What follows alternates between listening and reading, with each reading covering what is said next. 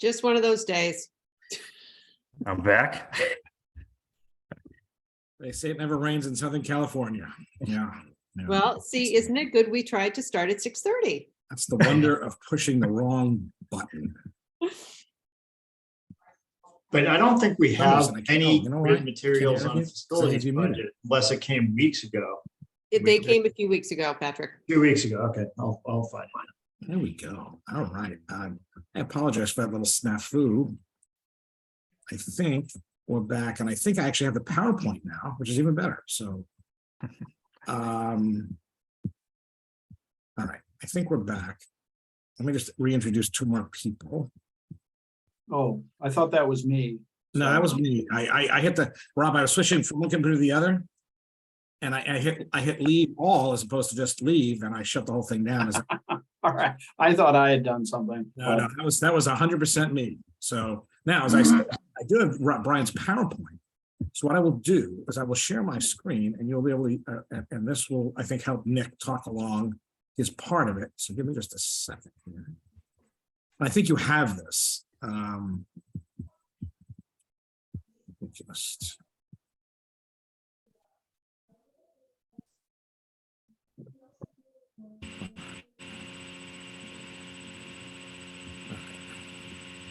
Everyone can see this, I think, right? Uh-huh. All right. If I could get it to actually move, that'd be even better. Okay. I'm going to skip over Public Works. We'll get back to that in a minute. Here's facilities. So there you go, Nick. Can you see it? Yes, yeah, sorry, it was a little laggy.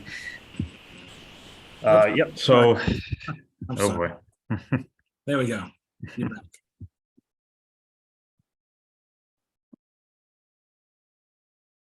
Yes, yep, okay. Yeah, so generally it's a pretty level increase. Nothing major. Just kind of went through our annual contracts, just some general industry increases that we see year over year, but nothing overly surprising. We had a couple line items that we increased, but very minimal overall in the budget, and that was just due to some more or some extra things that facilities is taking on that we didn't have in years prior.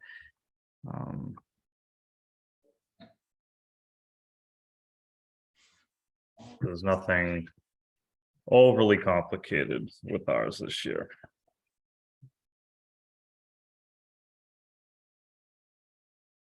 So basically, they're looking at a very minimal increase, which is really driven by salaries, I think, more than anything. And as you can see from some of the photos, they've been everywhere, done everything, and they've had a number of major projects this last year. What would you say, Nick, was the biggest thing you looked to accomplish this past year and you're looking to accomplish next year? The biggest thing for me is the HVAC upgrades that we're kind of working through, using some green community funding. For me personally, that's been our biggest challenge since I've started, just because we were using 20-year-old systems. You know, the new technology is so much more advanced that it was becoming increasingly difficult to control temperatures in schools, and I'm on an advisory meeting. I just put it on mute. we were able to upgrade the middle school and the high school this past summer. So this was our first heating season with the new control system, and it's been unbelievable. Our emergency calls were cut down by, I mean, had to have been like 5 times. We're able to fix things before teachers even have a chance to bring them up. So that's great. Plus the remote accessibility, we're able to get into the systems while we're at home. You know, we've made adjustments on the auditorium or the gym from home, just based off of the needs of Steve Rotundi or a principal. So it's been great. We get push notifications for all of our boilers. So if we have any boiler failures, we get notified instantly, so we can respond, which drastically reduces any freeze ups or big disasters happening. So for me, that was the biggest thing. We're going to continue that work at the elementary schools in the next year or two. It just kind of depends on where the green community grants when the application periods are, and we're working with the newly hired Virginia. She's doing like Hingham and Cohasset. She's like the green community person now. Do you know about that, Chris? Or Yeah, we have a joint, we're sharing a grant funded position with Hingham for the year, doing resiliency and green community stuff. yeah, so I was able to have some good discussions with her. I think we're going to have a really good game plan going into the next cycle here. So for me, that's like a huge thing that we accomplished. You know, it's a long time coming. I started 5 years ago, and I spent the first year kind of seeing what the needs were going to be, and that was the top of my list. So I'm glad that it's starting now, which is awesome.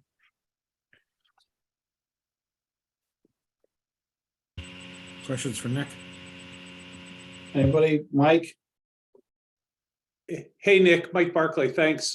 Just real quick, I was just looking at the amount you've spent year to date from last year's budget, and it kind of lines up with how far we are into the fiscal year. But are your costs pretty linear throughout the year, where you would expect to finish up at that 1.17 million?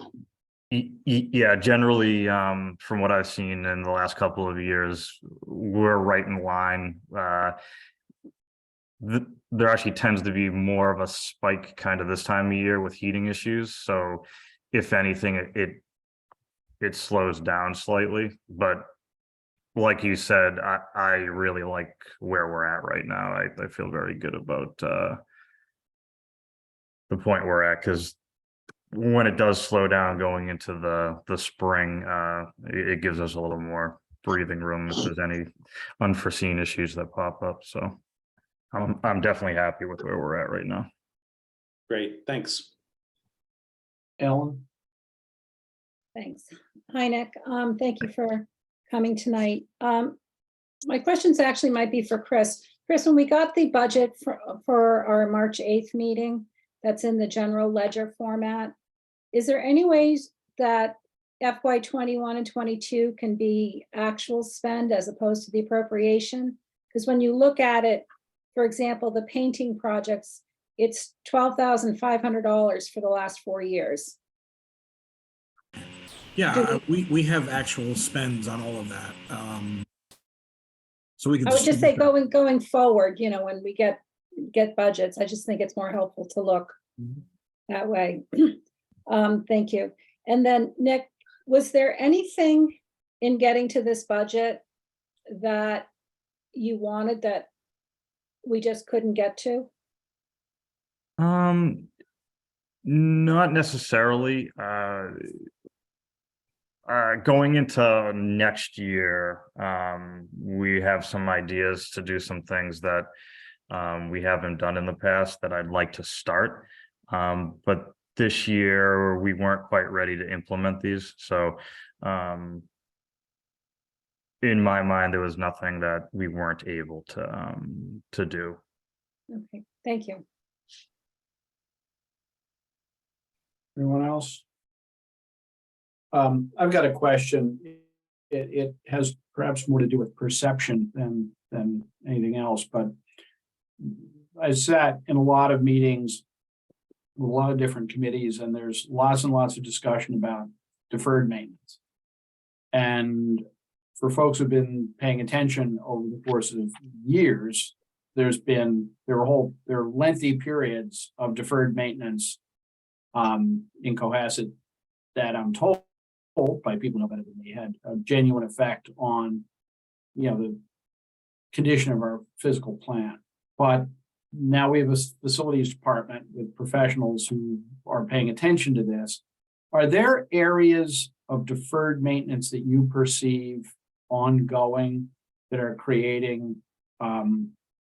problems, equivalently long-term problems with our buildings and other facilities?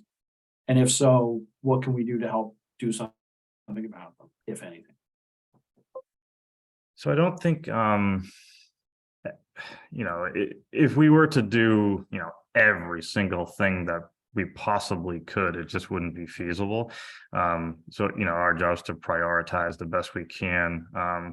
I think the biggest challenge for us at this moment is that we have a lot of infrastructure that's hitting like a 20-year age, which tends to be kind of that wheelhouse for end of life. So we're smack dab in the middle of that right now. We're starting to see it rear its head a little bit, but we're getting ahead of it in a good way, I think. I think it's more of a capital thing that's going to be starting soon more than anything.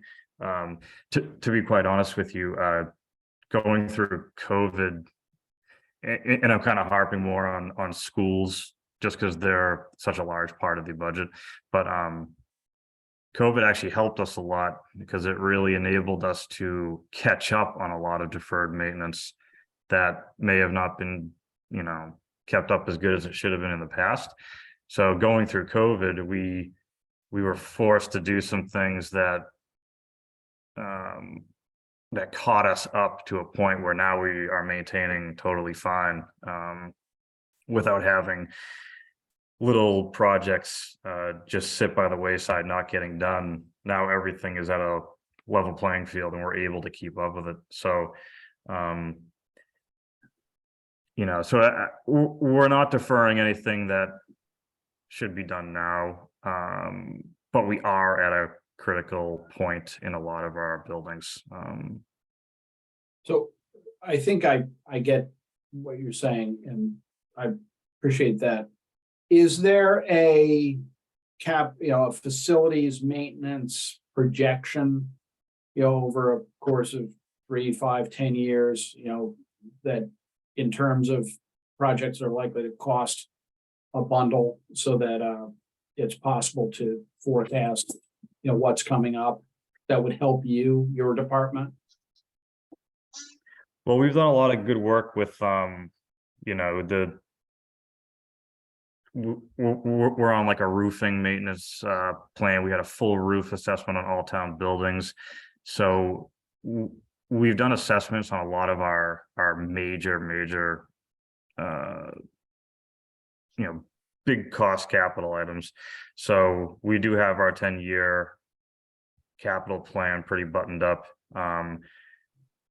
That being said, there's going to be some more being added to that just because as we're going through these assessments and trying to figure out where we're at with a lot of our major systems, we're trying to come up with a plan that makes sense and not overwhelming all in one year, and trying to find out the realistic or how much longer we can get for each particular item. So I think we're in a good place with the assessments that have been done. We really have a good handle on where we're at with most of the buildings.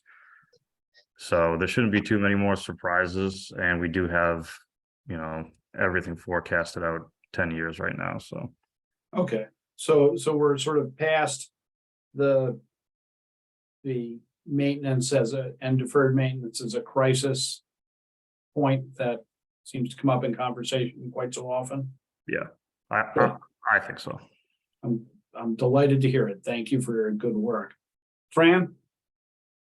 Yeah, hi. I've noticed the improvement in maintenance around town too, so I'd say, nice going, keep it up. I have a question about generators. We have at least 2, maybe 3 generators that are out of service around town. They're in various spots, diesel generators, 3-phase generators, and most of them require some mechanical attention. And I'm wondering if you have them on your list the ones I've looked at at very low operating hours, as most standby generators do. So you maybe have a generator that's 20 years old, 25 years old, but it's got 300 hours on it, even 400 hours on it, it's barely broken in.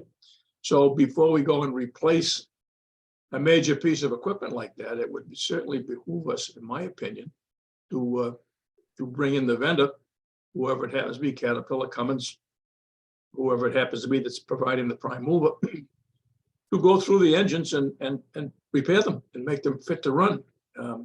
And next time somebody says, well, we need a generator, well, we've got some, let's put these back into use again. Do you have, and this may be a sort of a left field pitch at you, but do you have any information about that? We should actually be all set. All of our generators right now are good to go. We just finished actually our just annual preventive maintenance that we do on them anyway. The one that was giving us the most trouble as of recently was the DPW one, which is probably the oldest one we have. You know, in that one, we've had that looked at by everybody. It's definitely, it's at a point where that one needs some decent engine work. Yeah. And right now it's running, it's good. It's not my favorite generator in town for sure. But I trust it enough at the moment. And luckily at that facility, we do have an excellent backup plan because we have an awesome towable that can operate that entire building. That all we have to do is plug in and we're good.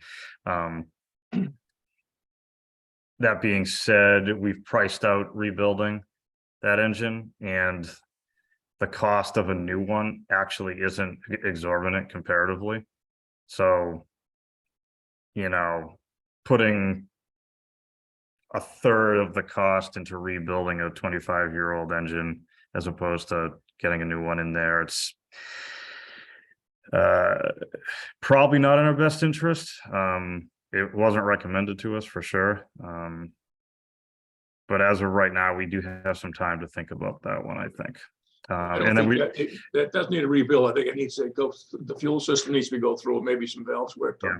But it certainly doesn't need a rebuild with 325 hours on it. Yeah, well, the problem is, from what I've been told, in the past, it was not running long enough when it was doing its test cycle. So it probably has a massive buildup inside of the cylinders. So, you know, it would need to be torn apart just to clean and get it all redone. But it started to run a little better as of recently. We ran that thing for 24 hours on load, and we hope that cleaned it out a little bit. But other than that one, all the others in town are great and working. We've really kind of concentrated on generators this year and added some tap boxes to some buildings, so we have a lot of redundancy. So we've definitely ramped up our generator capacity, I think. Good, thanks. I'll come down and talk to you about that one at the DP. Yeah, no, I'd love to. I've come down a couple of times. Yeah. Your home, so. So you've now encountered the person who knows the most stuff on our committee. And it's almost as if, Fran, you depended on generators for a portion of your professional career. With no lights, you didn't go anywhere. Any other questions for Nick? Or are we satisfied with that? Thank you, Nick. I appreciate your time. We appreciate your time. Oh, thank you, guys. And Chris, we can roll right over to Brian. I see he's here, presumably not driving. So if he's available, we'd love to hear from him. Yeah, can you hear me okay? Just fine. Hey, thanks. So I am in car. I parked, sorry, my apologies. I thought it was at 7 o'clock, so I left it and hang on. But Chris, if you could put on the slides, the first few slides, the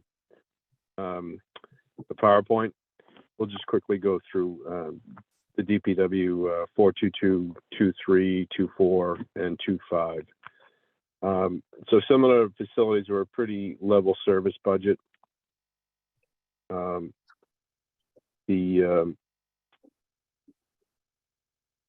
if you could start the slide, probably advance to the second or third, please.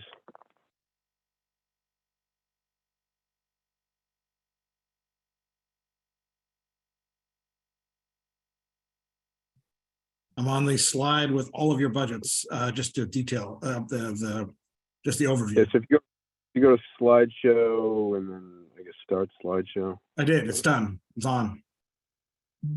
Okay, Let's see. so I'm looking at the title page. We just passed that. Well, you maybe, can everyone see the side of the slide down that says DPW and facilities budgets? No, No, we're on the title page. Oh, that's weird. I'm on the slide behind you then. Okay, how about that? Did that change? Nope. No, Oh my God. I hate technology. I really do. yeah, again, sorry, I should be doing this one, but yeah, if you go to slideshow and then I'm doing it. Is anyone seeing anything Okay. move? no, I'm not. Chris, I spent almost 4 hours today trying to book an airline flight online, so I'm with you. I do see something on the top left that said resume slideshow, but All right, I'm gonna try that again in a second. so I mean, you guys know you've been through a few budgets here. So 422 is the general DPW budget, includes highway. 423 is our streetlights. I'm sorry, 423 is our snow and ice. 424 is our streetlight budget, and 425 is the RTF. So just general increases, minor increases in the budget are for contractual salaries increases. The main, I guess, two line items on the DPW 422 budget that have increased is one, in vehicle maintenance. We had a $10,000 increase from $20,000 to $30,000. That's due to an increased cost in the vehicles as we get newer vehicles in. They're more computerized and they're a little less. We have a little less capable in-house to do maintenance on them. We've tried, but there's a lot of, I guess, clearing that you need to do with specialized equipment that the dealers have. So we've increased that to assume the cost of fixing those.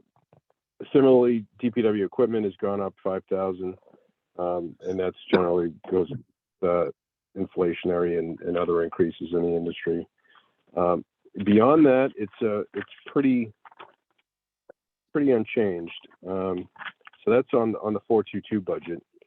I don't know if you want me to go through each of them and then take questions at the end, or if you guys have specific questions on lines on 422, I can take. Okay, yes. So slide you're looking at, and again, I'm just looking at the PowerPoint, but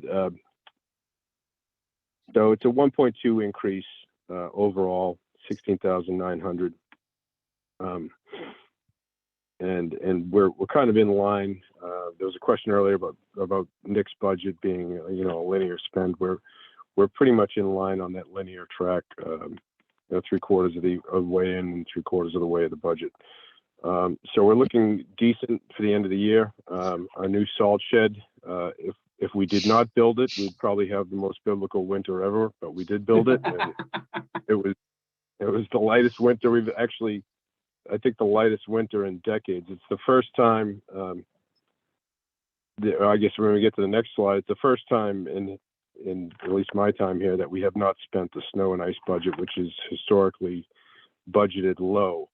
So snow and ice 423 every year it's a perennial 127,000 because it's the one budget that you are allowed by law to overspend and then catch up with it after the fact. If you did over budget, you're not allowed to claw back that money. So it's artificially low, but this year we didn't even hit it. So we were just under that figure where normally we would hit that figure by early January.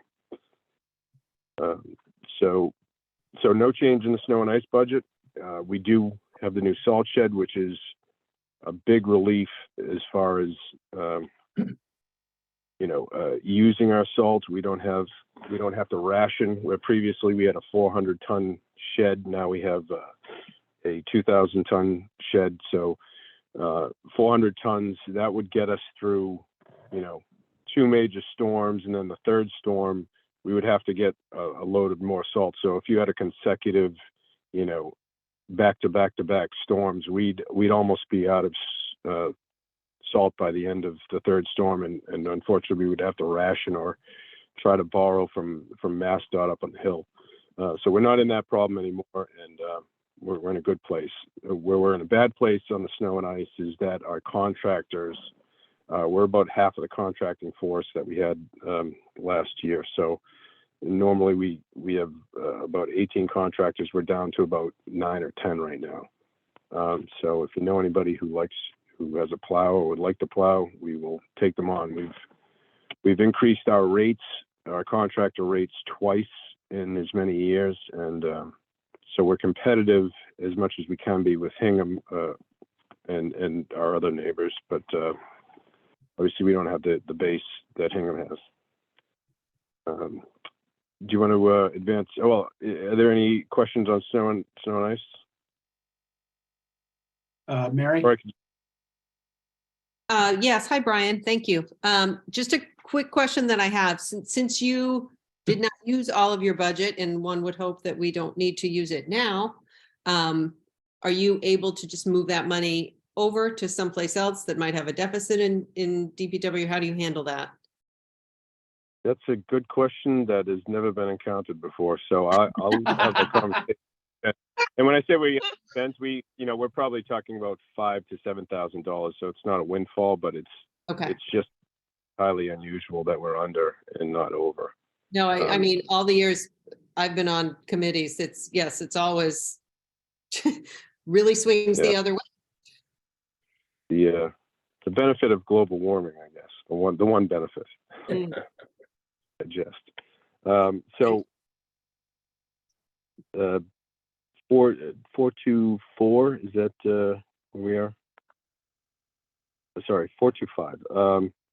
So RTF, you'll notice if you've been up there recently, some changes, some improvements rather. So it's been cleaned up a lot. We've hauled out the large pile that has accumulated over a decade or more of the compost. We weren't really composting up there. We were just piling up debris. It wasn't getting turned over. It wasn't being composted effectively. And our finished product shows, if you've taken compost up there, it's got a lot of weeds and other items that could have been cooked out of it, but by the time it got to a finished product. So we're starting from scratch. We've had some consultant help from SSRC and other people that do this, and we're going to do windrows up there and turn it over every 6 weeks, so that by the end we should have a better finished product, and it gives us a little more time to compost correctly. The other benefit of getting rid of that pile is safety and equipment maintenance. The safety, you could see the guys were driving up that hill that was, it was probably 30 or 40 feet high at its peak at a 30-degree angle. That's not safe for driving a loader up there, and it's not good for the equipment, because at a 30-degree angle, the oil pan is not lubricating the components that it should be lubricating, and we actually, I don't know if it was the cause of it, but we had a Samsung loader that we've just recently got rid of, and I'm sure that operation didn't contribute to it. So now we're on a level playing field, pun intended, and we'll be turning it over as we need to. We also hopefully tomorrow we'll hire someone and be at full staff for the first time in my time in town. So Wow. once we have, well, I'm knocking on my head. we haven't been at full staff. We've been short staffed for the past decade. So when we do, that booth you see in the picture will be manned. Will be more effectively be able to check stickers and take payments, things of that nature. So we have a new staff up there. They're eager and they have a lot of good ideas. So hopefully you guys notice that. Let's see. Other I'd like to increases say, in Brian, I'm glad to hear. I mean, first off, being at full staff is always better for operations and covering people who aren't there and things like that. But also, in terms of just basic enforcement, I mean, I know it's not enough money to change the town budget, but I've on more than a couple of occasions been unloading things next to a pickup truck with New Hampshire plates or some other, poacher on our disposal facilities. And, it's like irritating to a citizen to see that going on and not being enforced. So, it's more symbolic than money, but it's for, basic good government and fairness. I'm really glad to hear you guys are up to strength, and it'll be, it's better that way. So Yeah, that's good to hear. And just, in the past year and a half, we've been stepping up the violations. So if somebody, and we've caught people, there was a person from Nantucket, from all over the place, and other people who just don't have a sticker in town. If staff see them, they tell them the rules. If they're not using bags, or they're doing the wrong thing, or they don't have a sticker, they notify them. They take down their license plate, and then we run the plate with send them a violation after the fact from the office, and that's helped with blue bag compliance, and it's also helped with keeping folks out of there who don't have stickers. good, because I think that will just encourage regular, the people who are following the rules to feel better about following the rules. So great. I think I saw Mike's hand. I did see Mike's hand. Yeah, And then hey, Fran. hey, Brian, Mike Barclay, just in the spirit of, I guess, nice to have problems. The blue bags, no problem paying for them, but is it possible to get a higher quality bag? Because they're just really not that good. Anyway, so just like I said, a high class problem to complain about, but I'd pay an extra 50 cents for a heavy duty bag. Yeah, so we're a vendor as well. We hire out Waste Zero. They're a third party vendor that they manufacture the bags. And if there is a bag, sometimes they admit that they have a bad run of bags that tear at the seam or the tie. And if there is a bad batch of bags, they're happy to take that bag and provide new bags for that. I know it's kind of a hassle to do the report and all that, but we've had the conversation with them a few times. It is variable. You'll see the colors come in at like dark blue, light blue. Yeah. And, it's they're the same vendor that other communities use in the area. They're easy for budgeting and reporting and getting your revenues back. But it's a conversation we continue to have with them. We'll bring it up. But if you had a particular failure, whether you just took it out of the bag and it's torn or anything like that, I'd be happy to get the batch number and report it to them so they can give us some new ones. Fran?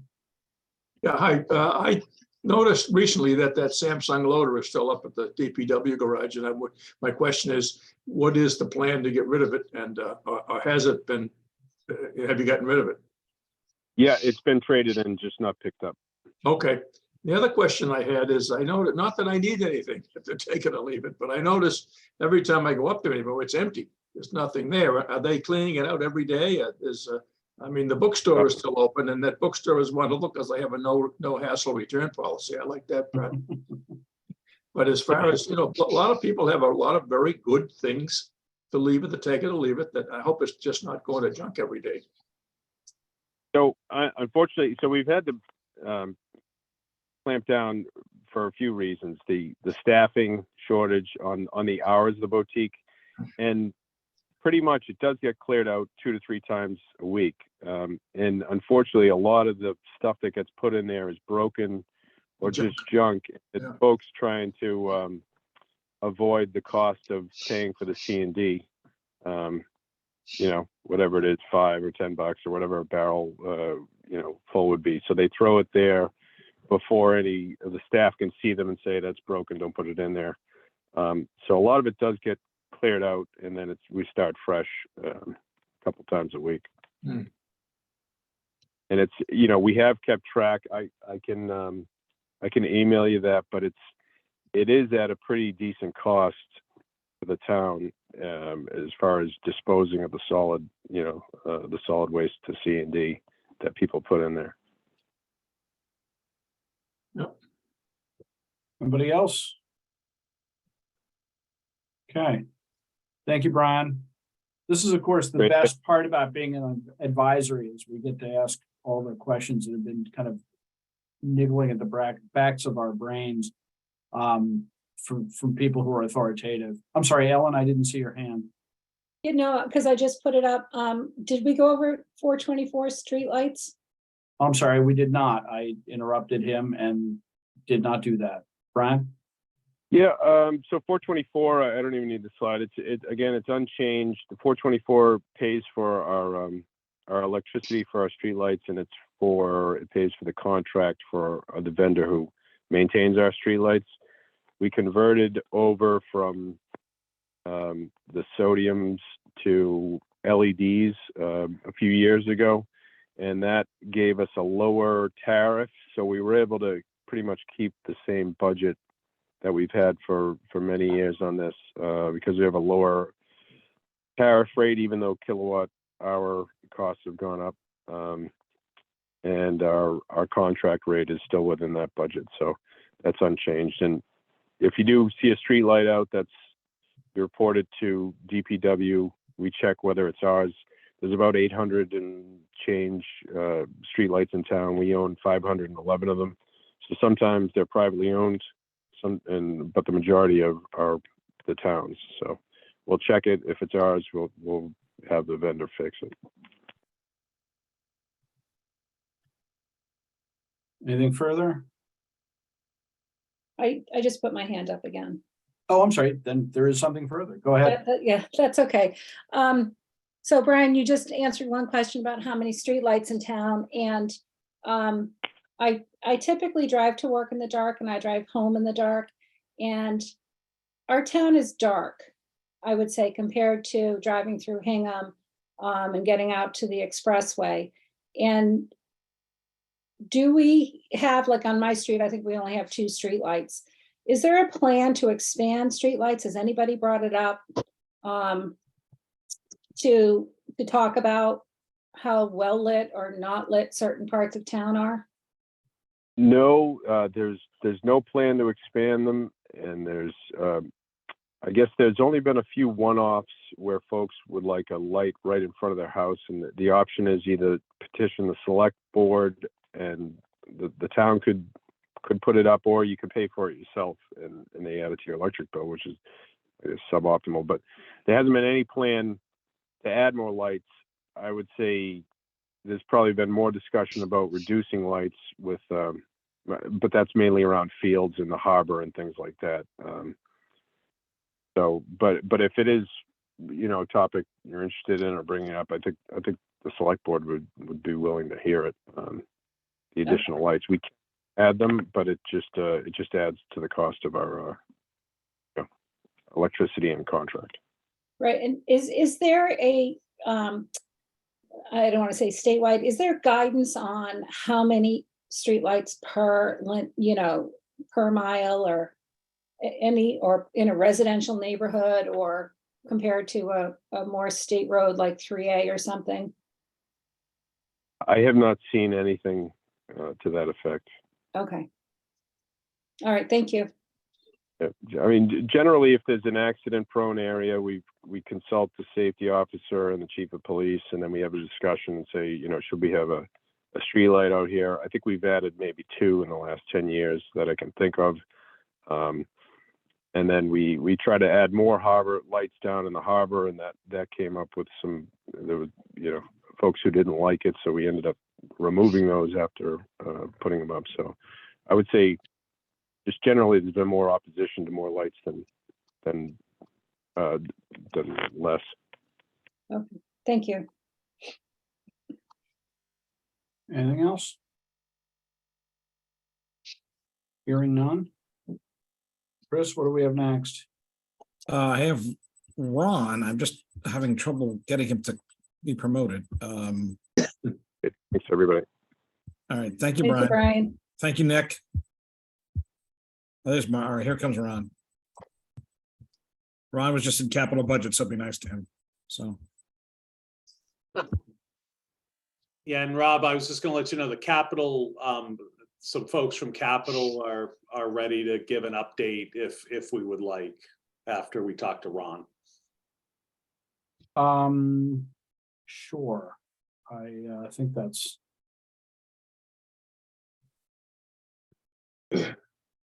Yep, we have, yes, in fact, we had a 7:15 item for them. So if you could ask them to show for minutes, we can get through Ron. We'll be happy to have them. Ron, good evening. Hello, everyone. Hey, Take it away. Glad to see everyone. If you don't mind, I'd just like to go through a couple of quick slides which will identify the highlights of my FY24 budget. That's okay with you? Sure.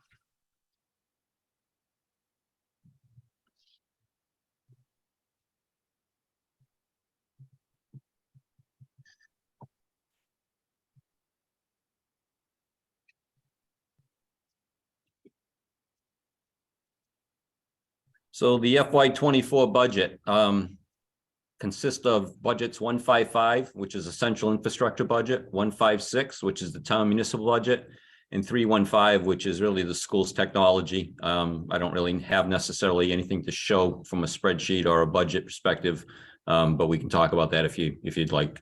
So essentially, FY24 goals include security detection, prevention, enhancements to maintain everything that we've built in the past. I just got off a call with capital budget. We're requesting a little over $400,000 this year to replace all of our data centers and upgrade all of the software and hardware that's associated with those, because they are at end of life currently. So we're looking at that in comparison to what is the operational budget and what is the CapEx budget. What are the capabilities in both budgets? That drove us to make a determination that adopting a Microsoft Azure environment or going to the cloud for one of our data centers really didn't have any huge financial advantage, no significant cost savings, and it introduced a certain amount of unknowns when it came to service level agreements and the amount of support that we'd have to pay for. So it was really something that didn't really pan out with regards to cost savings like I had hoped. Since 2017, when we created this converged infrastructure, which runs all of our data, voice, and video on a single network, we have grown this. They said, build it and it will come. Well, they've come out of the woodwork. The amount of new applications and solutions we've spun up since 2017 is in the neighborhood of 140. And that's across education, governance, and first responder systems and solutions. The workforce has remained the same since 2016, which essentially is 5 dedicated IT professionals. We have been managing the entire infrastructure with a small subset handling some of the telephony or telephone systems, add, remove changes that we deal with on an annual basis. Take a note that 66% of the full-time equivalents are exempt status. And I mentioned that because this year in our budget, we've added an allocation for a $10,000 overtime line item. That is something that needs to be in place, something I've been working around for years, but essentially we have 2 or 3 employees that are entitled to overtime in the event that I need them for certain events. Those might be breach mitigation, there might be security patching that has to be done after hours. So there are a number of things that are required to be done after hours, and we've been trying to dance around this. And we haven't had great success doing it with regards to the level of degree that needs to be done. It's apparent these days that based on all of the solutions that we've spun up, that if you look at our stats when it comes to documenting our labor hours, we have pretty much saturated the 5 positions while supporting everything that we have going, all of the applications. I mentioned that only because one of the initiatives this year, and we can go into depth in this, in fact, we need to, is essentially we've been forced to adopt certain cybersecurity solutions to ramp up our level of cybersecurity systems by Maya, our insurance company. I don't disagree. In fact, I agree with what they are proposing, but it was not on the timelines that I had proposed, nor did it have the funding support that I needed to get us to where they want us to be. So we may be talking reserve fund transfers in the next week or two with Chris to look at this more closely. Areas of application adoption, the slide that's in front of you essentially shows you, since I've been here 2016 to 2022, all of the different areas that we've adopted new solutions. So all of those 140 something solutions that we talked about in previous slides essentially is broken out here by the sector that we support, whether it be education, governance, or education, or first responders. The percentage of support change over 7 years by business area essentially is education has gone up 62% with the applications and solutions that we support, 74% for municipal government, and 65% for responders. There is also the management side of the house. So there's a lot of technology that we've stood up, and we've needed better metrics and analytics and management tools to try to make sure we're managing those effectively. So that is also seen an increase of 82%. We support 22 departments, students and families as well. I'm going to move over a little bit. So the FY 23 and 24 budget essentially is a lot of it is tied to security and breach mitigation.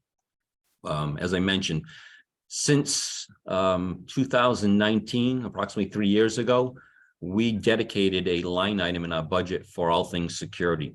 And we've annually increased that every year based on the threat analytics that we get from Homeland Security, MSISAC, some of our state counterparts, giving us feedback and information and giving us best practices. So we've been increasing our security budget line for 3 years going on 4. This year is no different. We'll be asking for additional funding to deploy some new solutions. And again, it's tied to potentially deploying those through a reserve fund transfer prior to town meeting. One of the solutions that Maya is requiring us to have is what they call SOC, which is Security Operations Center, which essentially puts sensors on our network and on our systems. It then shoots that information to a third-party provider who manages or analyzes all of that data real time. We have 2 dedicated people in that SOC that are tied to Cohasset specifically, and they look at this information, and anytime something of a vulnerability is, they actually are required to reach out to us and help us mitigate that vulnerability.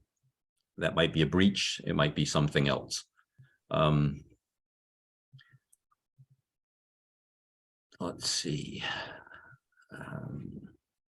Salary lines for 155 and 315 are essentially where the salary budget lines reside for IT people. There is nothing from a salary perspective in 156. Salary steps are inclusive of this budget, and one of the positions, the IT admin, SIS admin, is a split position between schools and municipal IT, and that position is essentially a 70-30 split, and that person is managing student information systems, IT vendor and management, and a host of other things within the IT department. There's been a number of apps in the 156 budget that have occurred this year. Some of those were state mandated, one at the police called IA Pro and Blue Team. Essentially, the police could speak to it better than I can, but essentially what it is it's a mandate that they report electronically anytime any physical force is required. So there's a new solution that they have adopted, and that's been spun up, and that's also inclusive of the 156 budget this year.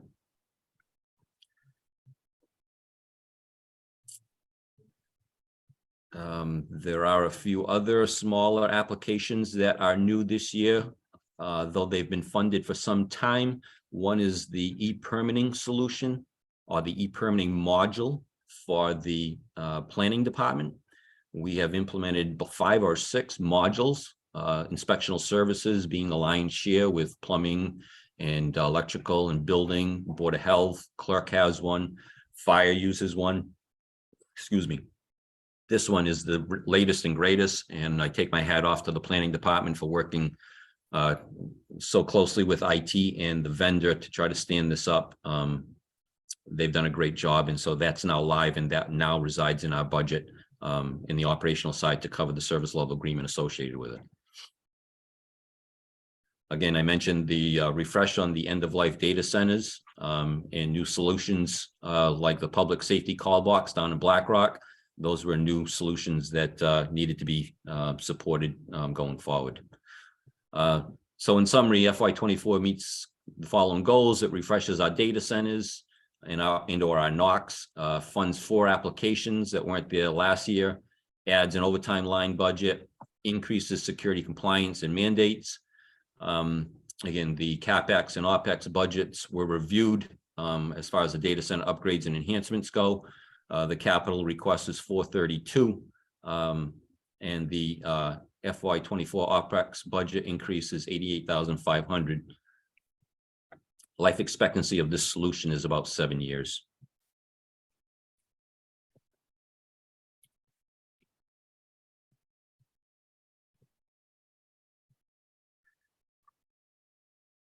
Wrong Okay. one.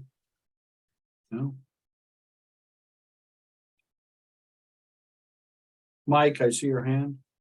Ronnie, you ready for some questions? Certainly. Mike, then Mark. Hey, Ron, thanks for your presentation. So just because I did listen to a little bit of your presentation to capital as well, talking through why, moving away from the Azure model, would help on the operating side. I guess with the operating requests that you're asking for this year, that gets you through the next 7 years. Like I see where you can plan on the capital side and probably say that with a lot of confidence. On the operating side, though, will you feel good about that? That time, for the next 7 years. Yeah, so part of that, and I should have clarified this, but part of that capital request is also a one-time purchase of service level agreements that we'll be looking for at annual town meeting. So I that number off the top of my head, I believe is around $70-something thousand. What that means is that if we purchase our service level agreements for all of the data center hardware and software that we purchase up front, we save $20,000 or $30,000 over the 7-year period. Now, that's an estimate at this point in time because they will not quote me 3-4 years out as to what that service level cost will be. So it's kind of projected out. But right now, based on the numbers I've got, if we purchase 5 years of service level agreements tied to our existing data centers, then we've locked in that service level agreement for those 5 years at a fixed cost. So we're looking at 432 plus, I believe, $70,000 for the overall solution. And I'm sure you know this as well as anybody, but Oracle, for instance, is roundly disliked by its customers because they lock them in, and there's no other sort of second source to upgrade and things like that. I mean, with this plan, do you feel like you'll be in a similar situation? I know you didn't want to get locked into Azure with Microsoft on the operating side, but I guess, do you feel like you've got some optionality around those service agreements as time goes on? Best practices would suggest that you look at your hardware at 5, 6, 7 years old. So how long should our life expectancy on our storage servers, on our servers, stands, switching gear, how long do we really want to rely on those for, 24/7 response from fire and police, actually? I mean, everybody's using this multi-tenant infrastructure that we've built, right? Schools as well. So at 5, 6, 7 years, you're looking to replace that typically anyways, just so you maintain a level of reliability to that. Having said that, I don't necessarily have a problem with the virtualization solution that we have, being VMware. I don't necessarily have the problem with the Dell hardware that we've selected. It's treated us well. It's been reliable. It's been cost effective. So I believe that, again, this is a very complex subject, but I believe that maybe the next refresh of this will more than likely see us going down to a single data center with potentially a heavier use of cloud-based solutions like in Azure in the future to run some of our processes we run internally. Financial management might be a process we want to put in the cloud. There are 25 processes and or servers that we identified that could be compatible with going to Microsoft Azure.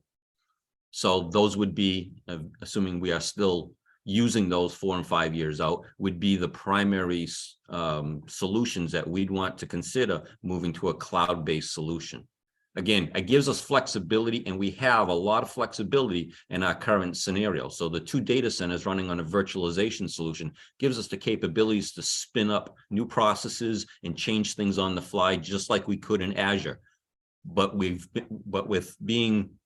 leveraging our internal data centers the way we are, we have the capability to control costs better than in going to the cloud. That was my biggest concern, controlling service level agreement and support costs going to the cloud, and the pay as you go being an unknown. So those were concerns of mine. Okay, yeah, no, thanks. Last question. Any concern with VMware being acquired by Broadcom? No, none whatsoever. Haven't seen any issues whatsoever. Great, thank you.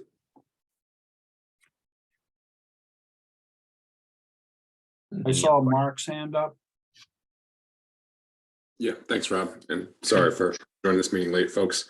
2 questions, and I'm looking at the Word document that we received, the budget presentation template. I don't mean to bombard you with 2 totally separate, distinct questions. First, are we late in a move to the cloud in terms of what are neighboring towns of our size doing?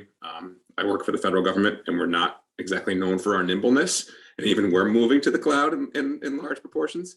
So I ask you just sort of for a comparative basis, what are other towns doing? And then you mentioned one item being the overtime or the potential for overtime, which I completely understand, right? When things go wrong on the IT side, it doesn't matter if it's during business hours or not. We need people there to fix it.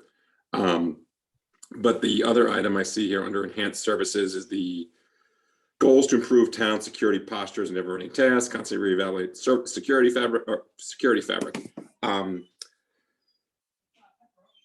And I ask this at your total discretion. Are we, fortifying beyond what is required? No one wants to be susceptible to a breach. No one wants our systems compromised, but these things do cost. Are we building up a layer of security at additional cost that is a level of insurance that we may not never need? Are we buying volcano insurance for ourselves here that we're probably not going to need? Good question. Let me start with the first one. With regards to where we are in comparison to organizations of our type, municipal schools, that type of thing, you're going to see 90% of those, if not more, staying with on-premise data centers and solutions and supporting them in that manner. I'm part of a South Shore regional IT group, and there's multiple IT groups like that is essentially spearheaded by the state across Massachusetts. And I can tell you that there's probably at best 10% of the municipal school districts out there that are actually moved their processes or their SaaS solutions to the cloud. And I want to quantify this. That means that the servers that were running internally of their data centers are now running in the cloud. We're not talking about adopting a cloud-based solution like Munis, which is a SaaS solution, which we don't have any needs to maintain the server it's running on, as opposed to migrating, as it was initially presented, to taking our virtual servers and moving those to the cloud with the processes and or applications that are running on them. So the distinction being, first of all, organizations of our size and type aren't migrating to the cloud because there's no real benefit to it. Having said that, we leverage the cloud, but we do not put our processes in the cloud. We store data in the cloud. We use Microsoft 365 application suite. So we are running solutions and we have tools that are available to us in the cloud. But our internal processes, our solutions, our software applications that are proprietary to us cannot run in the cloud unless you put up server environments in that cloud, which means additional firewalls, a virtual firewall to get there. It means syncing data from our on-premise systems to our cloud-based systems. There's a lot to it. So you don't see many municipalities jumping that ship right now. The overtime budget, again, this is something brand new this year. It is something by state law that we need to mandate or implement. It's essentially tied to exempt employees. They are entitled to overtime and or comp time at their discretion. I have a systems analyst and a database analyst and a deputy CIO that are great people to work with. I can't speak highly enough of them. They have given me and given us time out of their personal lives to make sure that we are successful. And I take my hat off to them. Great people to work with. But having said that, it's not right. And so if this is going to become something that's going to be done correctly for a $60 million company, we need to be prepared to pay the people that are eligible for overtime to do the work that is absolutely necessary. Patch management sometimes needs to be done. Servers need to come down. We try to do it with the least amount of impact to our users. We do have 2 departments at least, if not 3, that are 24/7. So that window is small. So that's why the overtime budget has come in this year. Oh, yeah, and I'm sorry, I meant to indicate that I was in no way questioning the overtime budget. Are we doing anything from a hardware or software standpoint in terms of security that may be beyond what is required of a municipality of our size? I was not questioning the human costs at all. I understand these people need to work and it's usually at inconvenient hours. My question was largely, everyone wants more security, right? But more security comes at a cost. And I don't mean this is a silly question. Is there such thing as too much security, or is our security at a level proportionate to the amount of threat we face? Okay. Yeah, I actually took that as a third question, so I was going to answer that. Oh, next. sorry, no, that's two, okay. and absolutely no questions on the human labor side of things. Okay. And thanks to those folks. Security is something that we measure based on the intel that we get from Homeland Security and MSISAC and CI Security and a host of other vendors out there that provide us some information. Most of those are state-based or federally based. So, there's really no benefit to them to be inflating what they're seeing so that we buy security solutions. So the sources of the information that we're getting this from are very good. It is actually Maya, to a degree, that is coming in with an ultimatum, so to speak, that says you need to be at this level of security by July 1st if we are going to maintain cybersecurity, or we're dropping you. So that is essentially what the gist of some of this is. I don't disagree with what they are saying with regards to where we need to be, because what they are suggesting, 2-factor authentication, we have partially done. So we will be implementing the remainder of that. SOC services. So having a company look at what the sensors are doing on the network and what the vulnerabilities are is important. We're saturated as far as the 5 people that are working in Cohasset. We don't have the capacity to do that part of the job sufficiently enough to catch vulnerabilities or breaches even that occur on the network.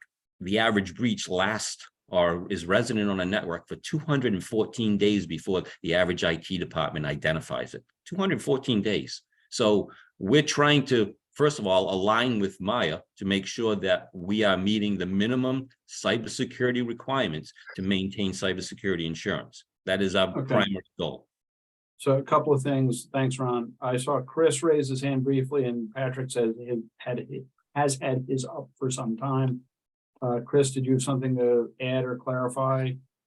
I just want to clarify that, Ron is correct that Maya's insurance carrier is tightening the requirements. That said, I've been led to believe by the conversation I had this week that as long as we're making progress, we don't have to have it implemented by July 1. So we may not be coming back to you with a reserve fund transfer before July 1. That said, as Ron said, these dual factor authentication, the other pieces are being required by the insurance carrier. Right now, we're getting that insurance coverage for free effectively as part of our global policy.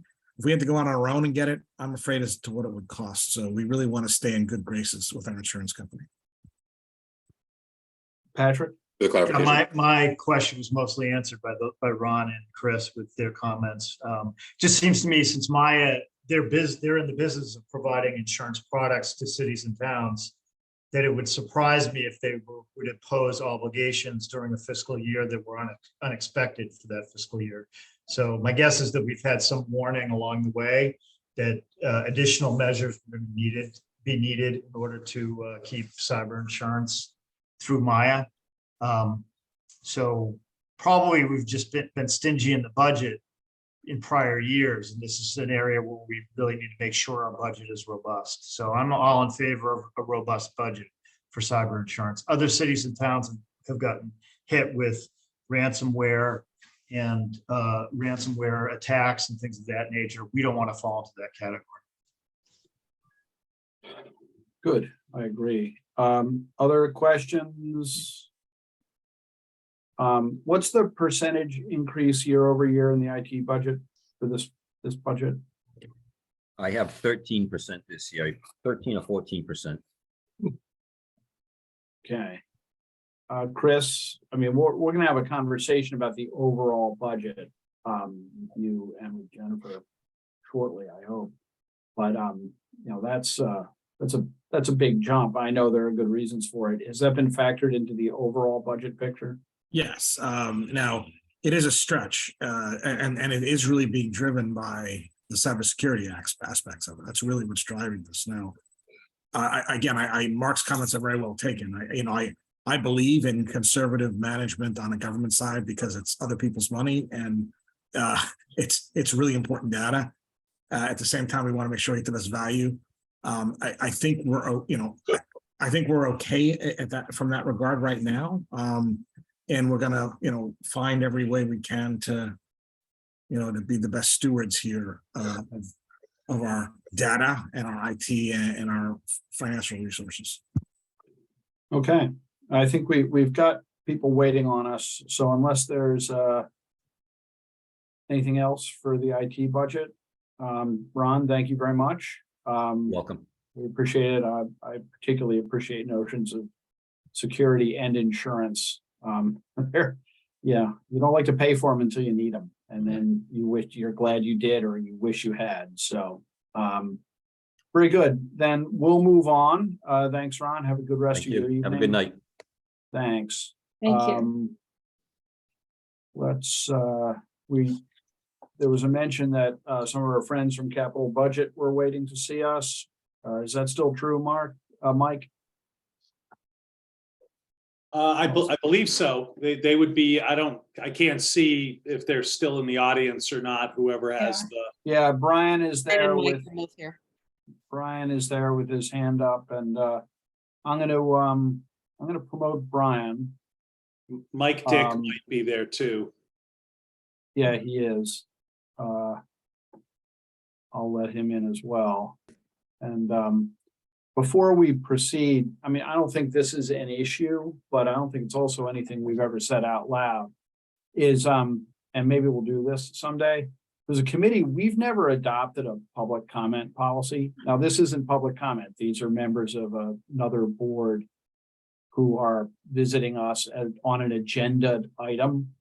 But I know that there are some other committees that sort of permit ongoing public comment through meetings, which is not my office's understanding of the best practice for a whole variety of reasons. So at some point, we should probably adopt a public comment policy. The Supreme Judicial Court just had some things to say about that, which put it front of mind, but I don't want to waste time with it now.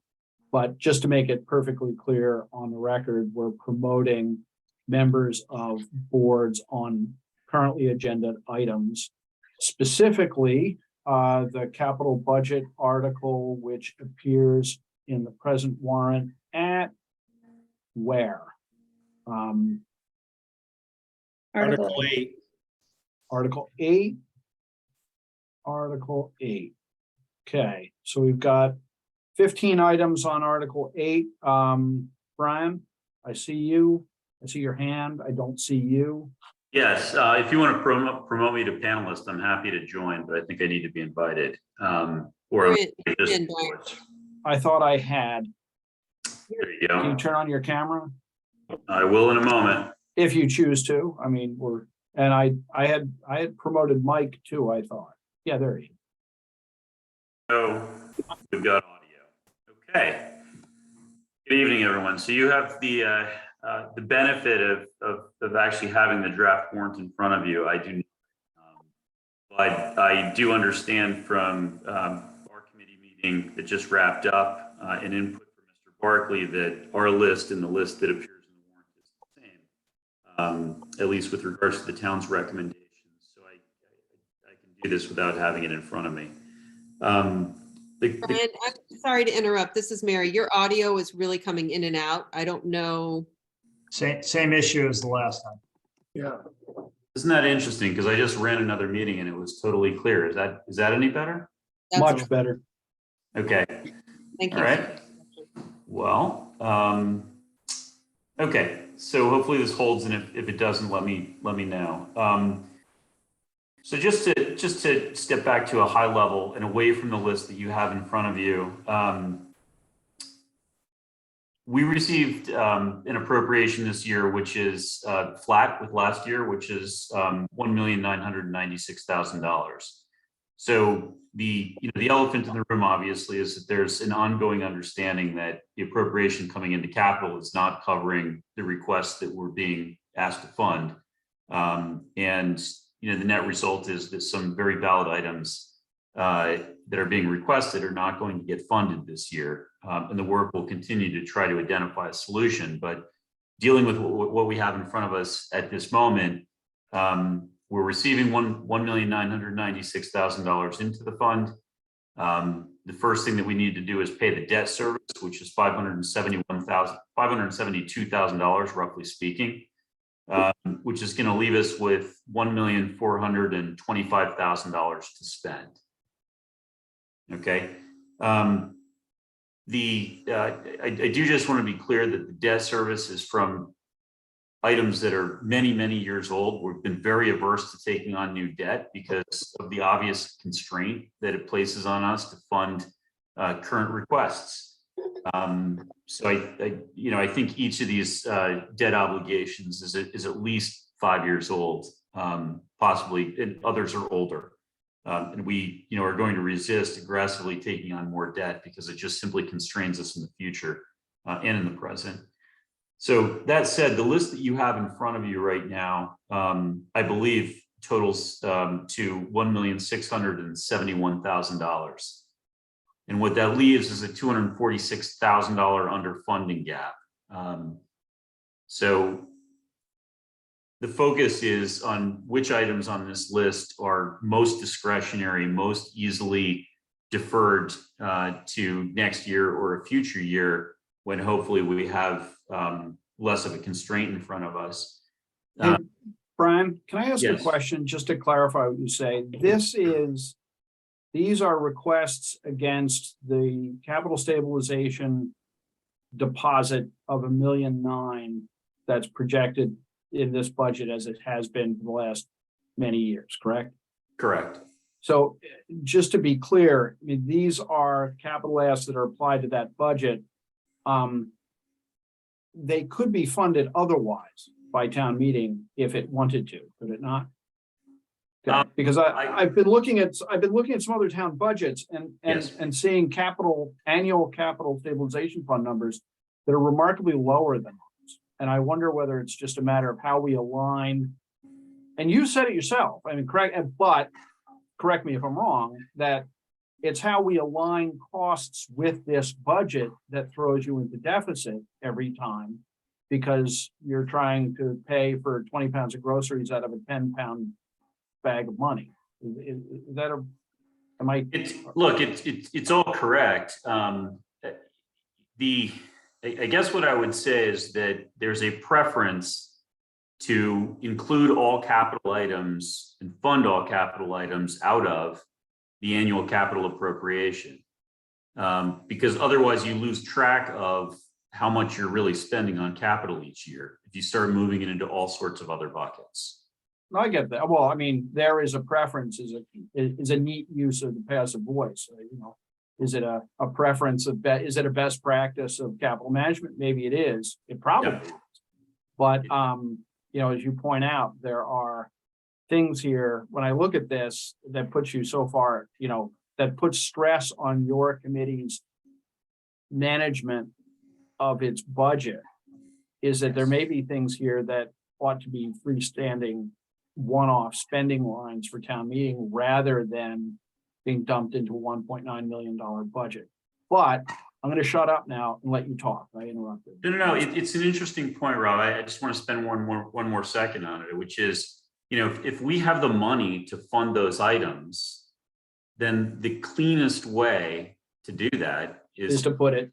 Is to put it into the appropriation for capital, drop it into the fund, and then appropriate it out to appropriate these capital items out of the fund. So, either the money exists or it doesn't. If it does exist, the right way to do it is treat them all the same way, which is as capital items in the appropriation. Yeah, at some point, not right before a town meeting, maybe some conversation about a more dynamic, less tied to a number version of capital spending might make some sense. But, because if you have something like a very expensive cybersecurity issue that's very necessary, should it be blowing up, acquiring, new bleachers for a school or right, some other capital thing? It just seems like it's too siloed. But again, I have a better understanding of it now. Thank you. Go ahead. Yeah, and we do get chunky requests. Like, in years past, some of the bigger requests would include, for example, the track and field. I think we dropped 600 and change on that in a single year. Last year we had $500,000 worth of IT wide area network and security equipment. This year we've got $420,000 of data centers. So these range from the big chunky ones that really take up a lot of capacity to smaller items on here that are $12,000 for tasers, right? In a perfect world, we wouldn't be carrying this debt service and we would have plenty of capacity. But the reality is we took on those obligations and we pay them out of the appropriation and out of the fund. So this is where we are until we come up with a better way.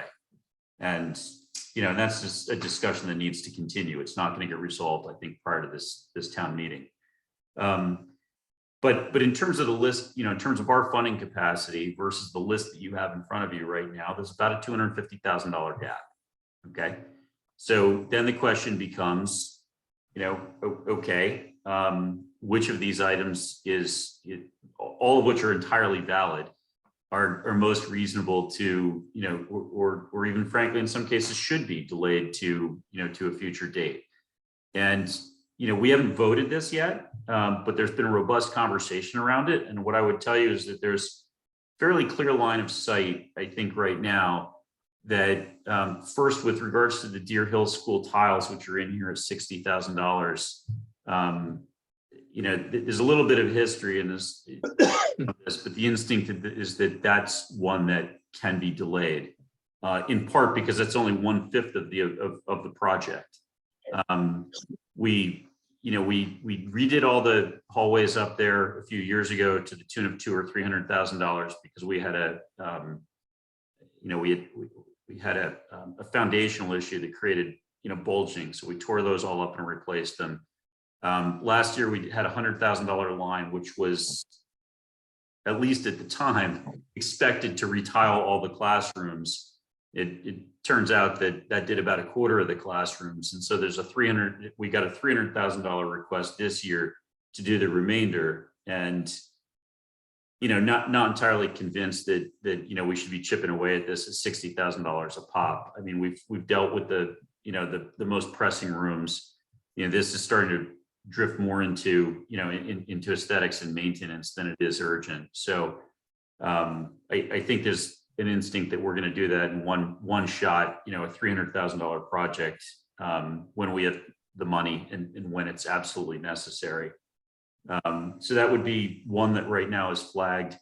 The second item that's flagged for deferral, I think this actually comes at the recommendation of Chris and some others, is the emergency response facility, not because we don't need it, but because we've actually had some professionals in to look at that building. Their conclusion is there's very little we can do with that site and that we're going to need a new building on a new site. And until we actually have a viable site identified, there's not a whole lot to study. So that's the thinking around that. The third item that right now is flagged as likely for deferral, and I need to talk to Nick about this. This may or may not be well informed. We'll find out more. Is replacing the facilities vehicle. He's very much unresolved as to whether or not he wants to wait for a Ford Lightning, which is on about a 2-year backlog right now, versus just going with a gas powered vehicle. And the interim solution is to take one of the police cruiser SUVs that rolls off of our fleet each year, and just use that as an interim solution until the supply chain works its way out on these Ford Lightnings. So that's definitely one for consideration as well. Those three get you to 195 of the 246. So we'd still be $50,000 overspent if we stop there. We also have a request in for replacement of all of the iPads at Deer Hill and Joseph Oddsgood. With 100% certainty, we need to replace those as they reach end of life, but we're taking another look at the generations of iPads that we've deployed up there. They were deployed in at least 2, possibly 3 waves.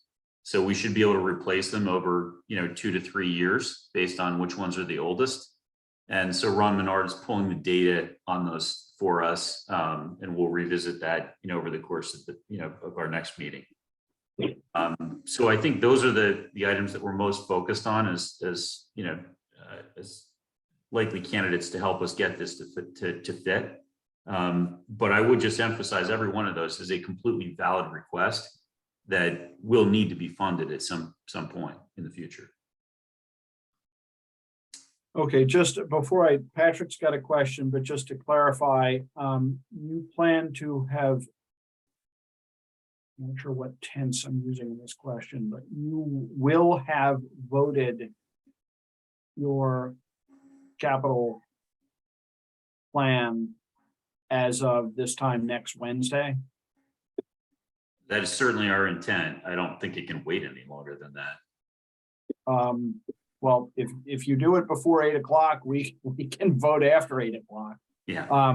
It's our practice to vote on what you guys actually going to bring to town meeting if we can. So do let us know. And there's some questions here. So Patrick first, Mary second. Yeah, thanks, Brian and Mike. Want to understand the debt service number, 400 and some odd thousand. Are you saying that the entirety of the town's debt, the annual debt service amount, comes out of the capital budget? allocation, or is that something different? I want to understand that number. I assume it's not the enterprise fund debt, annual debt service. That's so Patrick, that's correct. This is only capital debt that's been taken on by the capital budget committee to be funded by the capital stabilization fund subsequent to 2010. So post 2010. I'm virtually certain all of it is post 2010. Yes. So out of the 1.9 million, so 1.9, however long it's been, I wish it was a billion. million allocation from each annual town budget. There are times when the capital budget committee makes a decision that we don't have sufficient funding to cover that item, so we're going to borrow into the future to tackle some item in a particular year. Is that right? So the answer is yes, structurally, but I would encourage you to view the tense as past. This is not something that we've done in the past 4 or 5 years, because you can see the constraint that it creates. We are very, very averse to taking on debt for any project ever. In levy inside the capital stabilization fund. And last follow-up question is, are we subject to any interest rate fluctuation on the existing debt that will come out of this budget in future years? I believe the answer to that question is no. I believe all of it is bonded at this point in time. Okay, thanks. Okay, and just to give you some flavor as to what's in there, and I'm not Thank you. I'm not going to get this 100% correct, but I just want people to understand some of the stuff that's in there. There was a very large cost overrun on the Bound Brook Dam project. So, that ended up as a bonding request after the fact. And, it's not even a capital budget project, but the debt service gets dropped in. Okay. The senior center, which I think the town chipped in, I don't know, 700, 800 grand. And we're carrying about 100 of that each year. The Border Street Bridge, the entire foundation of that bridge and underside of that bridge was redone. And I do think that there were a couple of pieces of equipment that got bonded at some point along the line where we just didn't have capacity to fund it for cash. But again, all multiple years in the past, and we're very averse to doing this in the future for the constraint that you see in front of you today. Mary? Yes, thanks, Brian. Just real quickly, the school buses, that's the renewal of the 3-year lease, is that right? This is a 4-year lease. 4-year lease, okay. Yes, it is a renewable. It historically was a 3-year lease. Yeah, no, I was back in the day, I think I was on the school committee when we did Yep. that. Yes. And then I am vaguely recalling, is there an electric bus that's in the future through alternative energy? There is one in the mix that was appropriated at special town meetings. So those funds are already appropriated, and hopefully that project comes to fruition. But it's not without complexity. Sure. Okay. Thanks so much. Mike is next. Mary, I've got to step away. I've got a thing I need. to Hey, respond Brian. to. Can you take over the meeting for a second? Sure. Brian, thanks. Just so those 3 items you talked about, the retiling, the facilities vehicle, and then the facility assessment, are those 3 definitely out of the budget for this year? I wouldn't say they're definite. I think that there was a healthy debate over the course of the 2 hours preceding this meeting, and I think this is where the committee sees its line of sight to get to a balanced budget. Okay. But it's not done. I think we need to test this and make sure that this isn't going to create a crisis. Okay, and I know you all were also, I think, discussing the 28 interactive smart panels as well. Did you all come around to supporting that, or because that's a big item too, just as you look to cut that, that delta? It is a big item, and it could come under discussion depending on where we land with the other items. you know, and it's a large number of rooms. So just to be clear, this is just the middle school. And this is 28 rooms. And apparently there are a handful of additional rooms that, you know, where the projectors are new enough that, you know, they don't need replaced, or they don't need this full interactive board. So you know, it is a large number of rooms relative to the number of kids in the middle school, which is about 320. So there, you know, there could be a question around how many rooms do we really need to equip, but right now it's every room. Yeah, that's 11 and a half kids per room. That's not a lot. Okay, great. Thank you. Okay, any other questions? All right, Thanks, Mary. I'm back. Brian, that was so fast. I just had to. Still some work to do, but we do have a meeting next Wednesday prior to yours. It's a 5 o'clock meeting. So hopefully we're back and we're done, and the list looks exactly like it does tonight. So it'll be a quick conversation. I just want to let you know, we did briefly, I did briefly give the rest of capital budget an update of the discussion at the select board last night, where there are multiple large capital items, which include, you know, tax and stabilization fund proposals that, you know, we as capital and certainly you as advisory are going to have to think about and or resolve over a very brief period of time. So, you know, they weren't on the agenda, but obviously this occurred within 48 hours. And so I did brief the rest of the team, and, you know, we're going to discuss those more thoroughly next week. Yeah, thank you, Brian. I watched some of those meetings as well. And I thought that there was the beginning of a conversation about the capital items that are on the warrant, which quickly seemed to trip over into something entirely new, having to do with various additional stabilization funds and the need for those to be approved by town meeting and ballot votes. And I think our committee will address some of what's coming up. I think we have a shared interest in what sort of leadership we're getting from the select board on what is actually going to be in front of town meeting.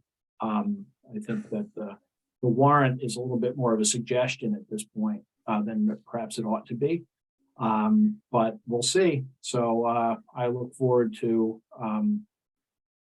seeing what comes and what our two committees can do to help. So thanks for the update. And I think you're right. That was within 48 hours. So we're not going to go to open meeting law and jail. So that's good. Right. No, but these are big issues. And I didn't want to delay advising, or at least informing the rest of the capital budget. And just to be clear, these aren't just stabilization funds that fund themselves. They're stabilization funds that are funded through new taxes. Yeah, and override taxes, not excluded debt. So they're forever taxes. Not that that's necessarily a bad thing if it's what you need to get things done, but it's a very particular vehicle. Yes. And we should have an understanding of it and go to town meeting with a well-informed and sober set of opinions on them. So at least I think so. And I'm sure you do too. Are we good then? I'll thank you and Mike. And we have, I want to do a kind of a reset with advisory on where we are on our agenda items. And I note that Mark Cameron is in the audience. And I think given his patience and the kind of state of flux of capital budgeting, and it's within our posted agenda to have a conversation about capital funding and particularly town hall as a project. So I'm just trying to, Ellen, you had circulated an excellent document demonstrating which warrant articles we've successfully addressed.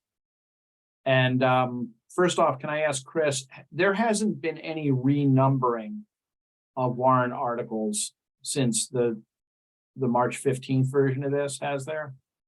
Well, there's a March 22nd version, which Tracy sent out today, I think. That's the one I'm looking at. Does Yeah. that renumber anything? Yes, it does. So, the titles are still the same, the ones you've looked at least. What we added was, we started last year and a consolidated kind of remembrance and acknowledgement article at the beginning of the warrant, remembering people who've passed away and then thanking citizens for their service and recognize retirees. We forgot to put that on top of the warrant, so that's back up as number one. Okay, so and so every number has changed. Yes. Okay, By one at least. And then, Okay. That said, the content, there's only, that was not one you need to vote on. no, And I then- understand that, so. Well, let me bang down this a little bit, just as a kind of a checklist. One, Article 1, the recognition, Article 2, town report, Article 3, town committees, not a thing. The operating budget, we don't have a whole operating budget to vote on yet. I want to be able to vote on that if at all possible a week from tonight. Supplemental appropriation, stabilization, other funds, where are we with those? Ellen, if we voted them already, if you could I don't have enough screen space or mental space to kind of keep my eye on all this. But Article 6 and 7, I don't see that they're filled in yet. Chris, am I wrong? So, back up for 1 second. So the budget you're finishing, you're gonna be getting to next week. Yes, Stabilization, Jennifer's pulling in some final numbers. There are no unpaid bills. Okay, so we're gonna leave it on just to show people there are no unpaid bills, okay? I think that's very sensible. okay. And read me the titles, because I don't have the warrant in front of me. Number 5 is unpaid bills. 6 is the supplemental appropriation for FY There's 23. gonna be a couple of those. Jennifer's working those up now too. Okay, We've had, Fine. just to give you an advance warning, so we've had some challenges with personnel on the public safety side. We're currently down 4 bodies in fire, which is raising our overtime costs. We're down 5 bodies in police at the moment for a variety of injuries, and one who just left us for the state police. So met with Chief Quigley today and Kim Roy, and I think we have a path to fill 2 of those slots fairly quickly. And hopefully the others will come back from their injuries over the next couple of months, but it's been running the meter on overtime for police at a very fast clip. And we have to, right? We have a small department when you're down basically a third of the force for a variety, by the way, totally unrelated reasons. It's been a clip, so we're gonna have to supplementally appropriate, and Jennifer's working up the final numbers on that. And then, so you'll have that next week too. What's the next one? stabilization and other special funds. That'll be up for next week. I think, we're just finalizing a couple of the contributions. I don't think there's gonna be a lot going in this year. Jennifer wants to approach things a little different way. I can let her explain that next week, I think, when we go over this. What's the next? Fine. Okay, then 8 is the capital improvements budget. We'll be Right. hearing back from Brian. 9, the revolvers. Have we voted those yet? They're usually pro Yes. forma, aren't they? Yeah. 10, one-time allocation of funds for one-time costs. It's There still may- empty. There may not be anything in that either, so. Great. Not the school stuff? Those will be worked into the budget article, I think. Is that what you want to do? I think we're gonna do that, Jennifer. When Um, we said, well, the one-time cost, there would be one, and I believe that's for the kindergarten. We're Yeah. looking at that right now. So there would be that, but I'm looking at the supplementing the budget and the one-time costs. I'm coming up with some cost estimates, and then we'll separate them out. okay. I have a quick question, if I might. Shoot, yes, absolutely. That, and Ellen may have been referring to this without saying this, the curriculum expense for, is it the math program? That's not coming out at one time? That's coming from ARPA funding. Okay, So we're putting in an application, that's a revenue reduction. And we're putting in the application in the next couple days through Norfolk County for the curriculum. Brian, I see your hand. Yes, for one-time costs, I know Ron Menard mentioned that the 5 years of service and support for the data centers that the capital is funding, would be a one-time upfront cost. We typically pick up the first year just as part of the initial deployment, the capital deployment. And so years 4 through 5 have to turn up somewhere else. I would have expected that would turn up here. So just, Jennifer and Chris just want to make sure it turns up somewhere. I appreciate that. At this point, we're tight on our end too. So Yeah. I think the place you just heard, the public safety side has just been decimated, and we have to pay operations and personnel first. So I appreciate that. We know we want to save money. So we're going to keep drilling our numbers down as tight as possible. Okay, I just want to make sure that his request isn't lost. It's an operating request. Okay. Our next item is, I found Ellen's chart. Thank you again. Chapter 91 liability, we already voted. Additional real estate exemptions, we voted. CPC. Do we have? I'm trying to go back to the current warrant. I understand they did meet. I don't see that the warrant that's in front of us has numbers in it yet. Chris, where are they at? They did vote a couple of projects. I think we have to finalize that, and I guess we'll have them present to you next week. Okay. I understand that one of those was the CPC contribution to the town hall project. I did attend the meeting. I can give you a brief update if you'd like. Glad to hear it. Go ahead. Okay, so they voted, it was like around $119,000 for design for fields and courts. And then they voted $1 million for the town hall construction. We'll talk about that in a few minutes. So let's see, CPC.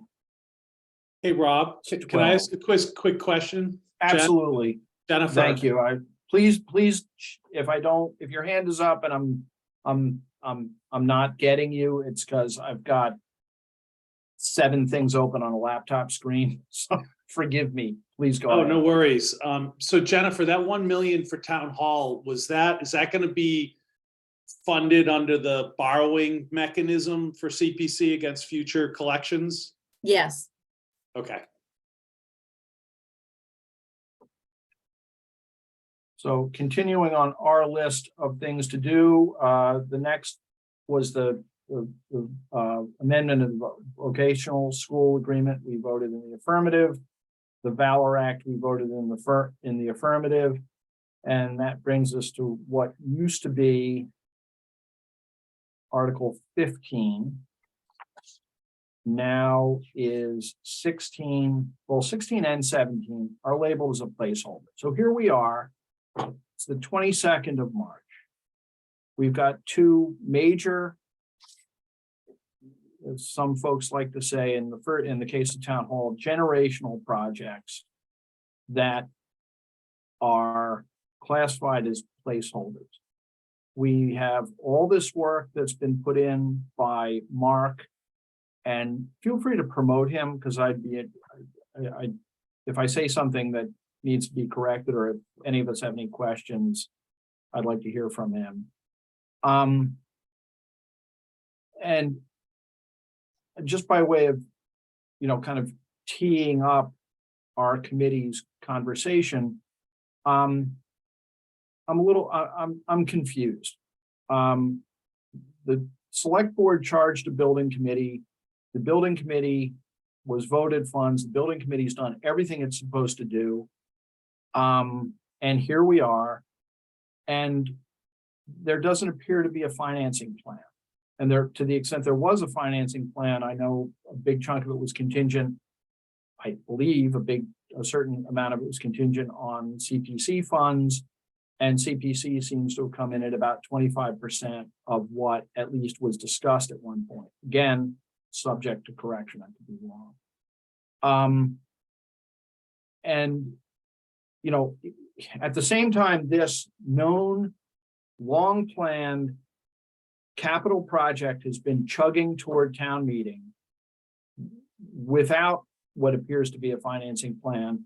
All of a sudden, there's a Fields and Courts plan that sort of came out of nowhere, that appears to have been in Genesis, something from the, the select board's priorities. And I understand it's been scaled back considerably, but, numbers in, $7-8 million have been thrown around, along with a couple of other projects that are early in their life. A schools issue that we'll talk about, but that is not, to the extent it's not an MSBA plan, it's a very different beast than if it is an MSBA plan. And a public safety building that, is a considerable way off. So what are we going to vote on, and when are we going to vote on it? And am I just screaming into the void? I don't know. And Chris, I'm not trying to put you on the spot. It's more of an existential crisis that I'm having. But like, what's going on? What are we supposed to do? Or are we supposed to solve this problem as, the successor to the town's FinCom? Anybody have any thoughts on this? I really am. Patrick, your hands up, please. Yeah, I'll be even more frank. We have a huge failure of leadership by the leaders of the select board in ditching projects that have had years of vetting and funds put towards them, and then being sidelined by the Board of Selectmen without even bringing the committee in front of the select board to hear about where it is, what needs to be done to get it over the finish line. And instead, the select board has now promoted a couple of pet projects that they're bringing before the town that threatened to throw this town meeting into complete chaos and disarray.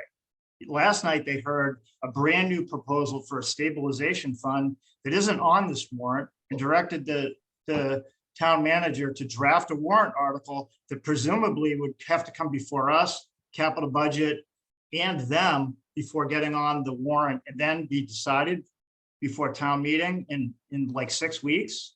I mean, this is, I'm just at I've probably said enough, but what we have is a failure of leadership, quite simply. I was very surprised to watch a meeting in which that turned to stabilization funds of unknown provenance. I mean, they may be great ideas, but they kind of came out of the blue. I guess the only there are two questions. One is, what are we going to be asked to vote on, if any? And two, is there anything that we can do as a committee to provide some leadership on these issues? Or to at least in terms of defining what the decision points are to go to town meeting with, even if they're potentially difficult questions. Mike, I see your hand. I don't see you, but I see your hand. There you are. Yeah, no, I mean, I guess, and I don't know where I shake out on it because I don't know how much it's going to cost or what the numbers are. But in the case of town hall, this can's been kicked down the road so many times. I mean, it just seems to me that in the scope of all of the capital projects that we have facing us in this town, that one is the most ready to be teed up, voted on, and decided on. So, I mean, I know we've got a placeholder here in the warrant, but I do question what we're waiting for that, because there's been a ton of work done, and by everything I've seen and read, the project's teed up and ready to go, and it's just a question of how we're going to finance it. Yeah, after a very substantial expenditure to get to where we are now, and which has been directed by town meeting votes in the past. So, so Mark, I know you're here. I recall a meeting, I think when you met with us, that you were asked whether you might not have been there. I don't recall, but as members of your committee, And the question was your committee part of its charge to come up with a financing plan for this project? And the answer was no. That's my recollection. Am I right? Correct. Correct. Okay. Yeah. So, The financial direction, and I'm looking at the charge right now, was for the budget for town hall to be reasonable, prudent, consistent with the 10-year capital plan and governed by the town's ability to fund such construction within a net neutral tax impact on the residents of the town. Now, that didn't really happen that way that ain't because happening. it wasn't effectively possible to do that. And but with that said, we also didn't have a number there that drove us to what that net neutral number would be. It was theoretical in sense. But we've been pushing to get some sort of answer on how the select board would want to fund this and what the mechanisms would be here. We are less than 6 weeks away from annual town meeting, and we can't accurately describe to the residents what the tax implication of this project would be. And that's probably one of the most important questions they're going to have for us. And to Patrick's point, we need that leadership to drive us there, and we don't have it. Well, my inclination is to help provide it. Mary, go ahead. Quick question for you, Mark. When you came before us, it was probably 3 weeks ago or so, 3 or 4 weeks ago now. And you had just received bids, which they're good for a finite period of time. When do those reach their expiration date? Slight correction there. So the number that we provided, which was just under 22.1 million all in, Right. was an estimate, an in-house estimate done by our construction management firm, Okay. Commodore Builders. That's their estimate. It's mostly done in-house with them. They may have some market feedback based on trends. They're not competitive bids with multiple vendors for each trade. Okay. That bid will come just prior to town meeting so that we have an accurate bid that will be reflected at annual town meeting. So the 22.1 million that we've communicated within the past couple of weeks to the various boards, that may fluctuate up or down depending on where the market feedback comes in the next couple of weeks. Okay, and one more question real quickly. What's the contingency percentage that's built into that number? It's a combined contingency. I think it was around, the construction itself was 3%. There's soft cost contingencies on that as well. The total contingency came to about 1.8 million. Okay. Without, in the briefest possible summary, I recall a conversation. It may have been a capital budget. It may have been in another context, but it was between Brian, who is still with us, and I'm grateful for that, for this question, and you or members of your committee, that had to do with sort of how the number got here. That there were a variety of ways in which it sort of inflated to 20 million bucks. Do you recall that conversation, or can you kind of give us a quick thumbnail sketch of the answer to that question? Yes, so we had an estimate towards the beginning of when we had this design drawn up by the architects. We did an initial estimate, and that was now a couple of years old, a year or so old. So that number had been escalated up over time to reflect the market trends. We didn't perform a new standalone estimate as we've gone over time here. So our escalated up project cost was around 20 million, and now we're at 22. Again, that was sort of, we did a full recheck, and we did it line by line with a construction management firm. So it was an all new estimate versus a escalated up old estimate. Was it, in generally speaking, could you characterize it as, were there particular drivers of the additional cost, or did it just sort of balloon across the board? No, If you know, there that may- might not be. a there fair may have been question. some slight scope changes, but I think it's mostly just, you know, the cost per trade. You know, some trades are up more than others. You know, electrical versus wood is not, you know, electrical is worse, whereas wood has come down a little bit. But we were escalating the whole project as a bunch and not looking at, not escalating each line based on their individual trends of that particular commodity, if you will. Okay, I see Mike has a hand, and I've got another thought, but go ahead, Mike. Yes, so Mark, that's a new estimate. We've got 1 million that's being pledged by CPC. So basically the cost is 21 million, right?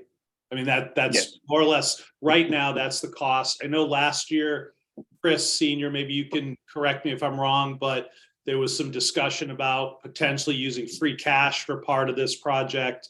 I guess what, you know, but that aside, we're more or less looking at a $21 million bonded number for the construction of a new town hall if this moves forward at this town meeting, basically, right?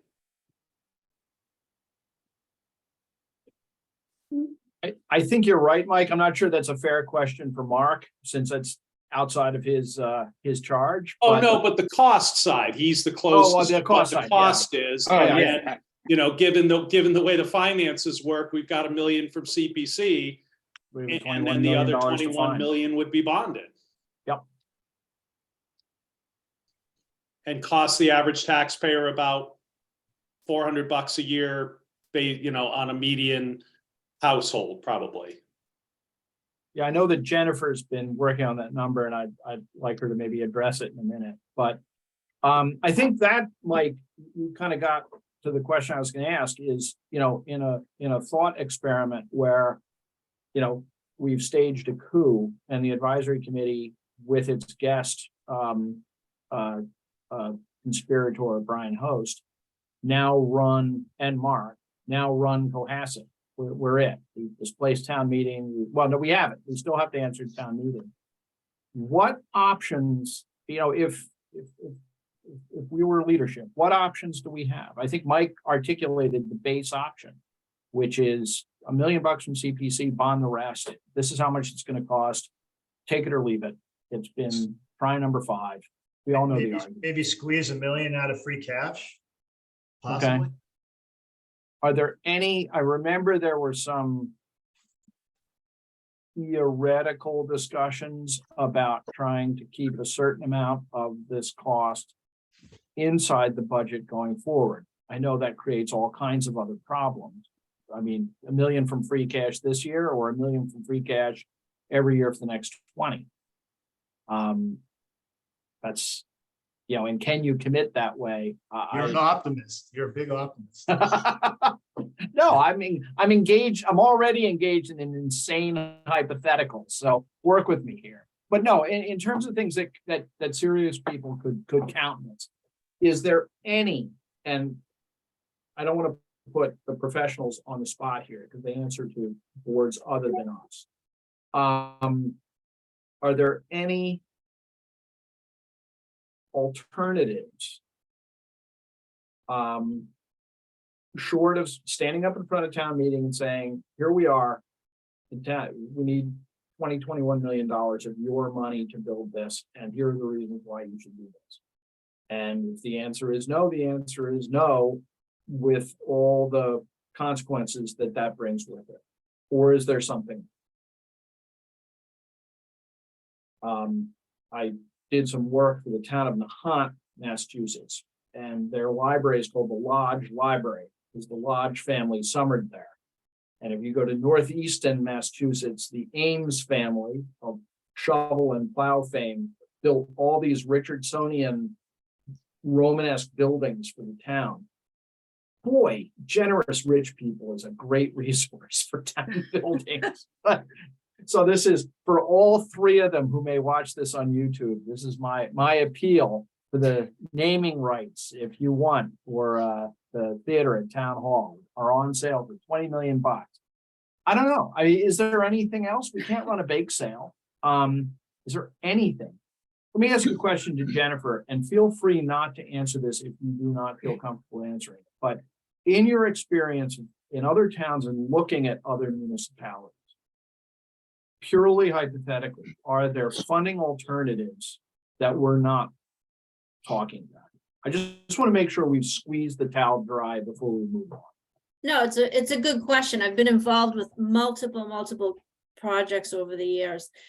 And so going into a project, usually everybody, and I'll just speak generally, we're going to fundraise, we're going to do this, we're going to do that. We want a pool, even though we're in, near the ocean, and we're going to charge people and it's going to cover the debt of the pool. And never, ever, ever, ever has happened in my 25 years of being a municipal official. The creative ways of, and I've been talking about this with the long-term financial planning committee, there's creative ways that you can structure your debt in order to not feel the heat, if you will, and getting used to the taxpayers to pay a certain amount of exclusions or whatever. And then as the debt drops off, put in new debt or, a capital exclusion and things like that. So the other alternatives that I've seen really is with water and wastewater in the trust, the Clean Water Trust, because you can get 0% for sewer, 2% for water, which would be super attractive right now because the market is very high. And that's the other issue. Interest rates are high. CPC has always been a great mechanism because they're already being, the community is already being taxed with CPC. So we're not increasing their taxes. We're using the money that comes in for a town project. So that lowers really what the effect on your taxes because they're paying it anyways. But I see the same issues with CPC and in my other communities is they, they want the money to see what's going to come in with applications from the community. And then, we do have our legislators. A lot of times we used to get calls for earmarks in the budget. What are we looking at doing? You can always grab some money that way, but it's never promised. Or you can, you do apply for grants, but it's never enough to really make the huge dent that you're talking about. In a $21 million project, really it is a debt exclusion, plain and simple. So I guess that's my answer. I appreciate that. Mike? Yeah, Jennifer, this just came to mind. I mean, if we're constructing a brand new building with presumably state-of-the-art, HVAC and all of that, is there an opportunity through the what's that called? The IRA to get monies for, installing certain types of heat pumps and stuff like that?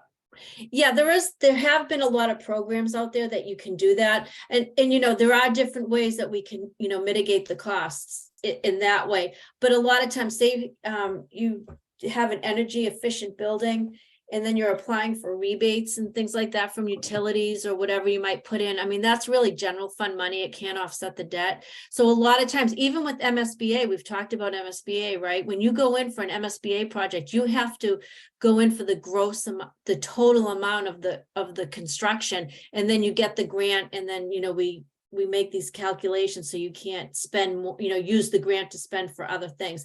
It's the same type of deal. So you are going to probably have to go in for that debt exclusion, and depending on, and working with the architect. And I think this project is a CM at risk. So you have a guaranteed maximum price. I'm not involved in this project, but I'm sure that, the contractors want to try to keep it down too, but he's going to have a built-in profit in there. It's not your traditional, bid build. Right, because but we can- we approved that at a prior meeting so Right. that we could put a cap on the cost of a potential project at town hall. And, Yeah. and now, I don't know how good that how long that cap is good for, but I'm sure it's not good for that long. Well, it's a good question, right? So from my understanding, and I've worked on a CM at risk project, when you have a guaranteed maximum price, it's not your traditional bid build. So when the market goes crazy, all of a sudden you get a change order in and say, well, wait a minute, or we found this, or, sometimes the contractors will try to get back their money if the bid wasn't enough. But with the GMP and a construction manager at risk, it really is capped. It can't go over that. And so the beauty about the town hall project right now is that you really have, and I understood, I thought the sub bids came in, so I guess I was misunderstood on that. But you have we should be locking in that price right now, and not to divert too much, but with your traditional CM at risk, you're actually designing and building at the same time, so you can buy the materials and you can, take advantage of that, and then you lock in the price like at 60 or 70% design. But what I understand in this project, and I know Michelle's not here, is that the design is complete, but we're still doing the CM at risk, so there will definitely be a cap on that. And so you have a solid cost estimate. And in this environment, this bidding environment is really advantageous for the town, because I've seen a lot of cost estimate. I'll tell you, Falmouth, we had a $24 million wastewater treatment facility that just came in at 34 million. The costs are just outrageous right now. But I do see some pressure on the public side. So you're getting better competitive bids, but the market's just really high right now, and to lock it in right now, I think is really advantageous. So this circles back to, we have a project, we've talked about it for a long time. We have an estimate of the cost that is about as solid as we could hope for at this point. We have $1 million coming from CPC and not a lot of alternatives, Rob, in terms of, ways to pay for it other than, issuing debt. Yeah.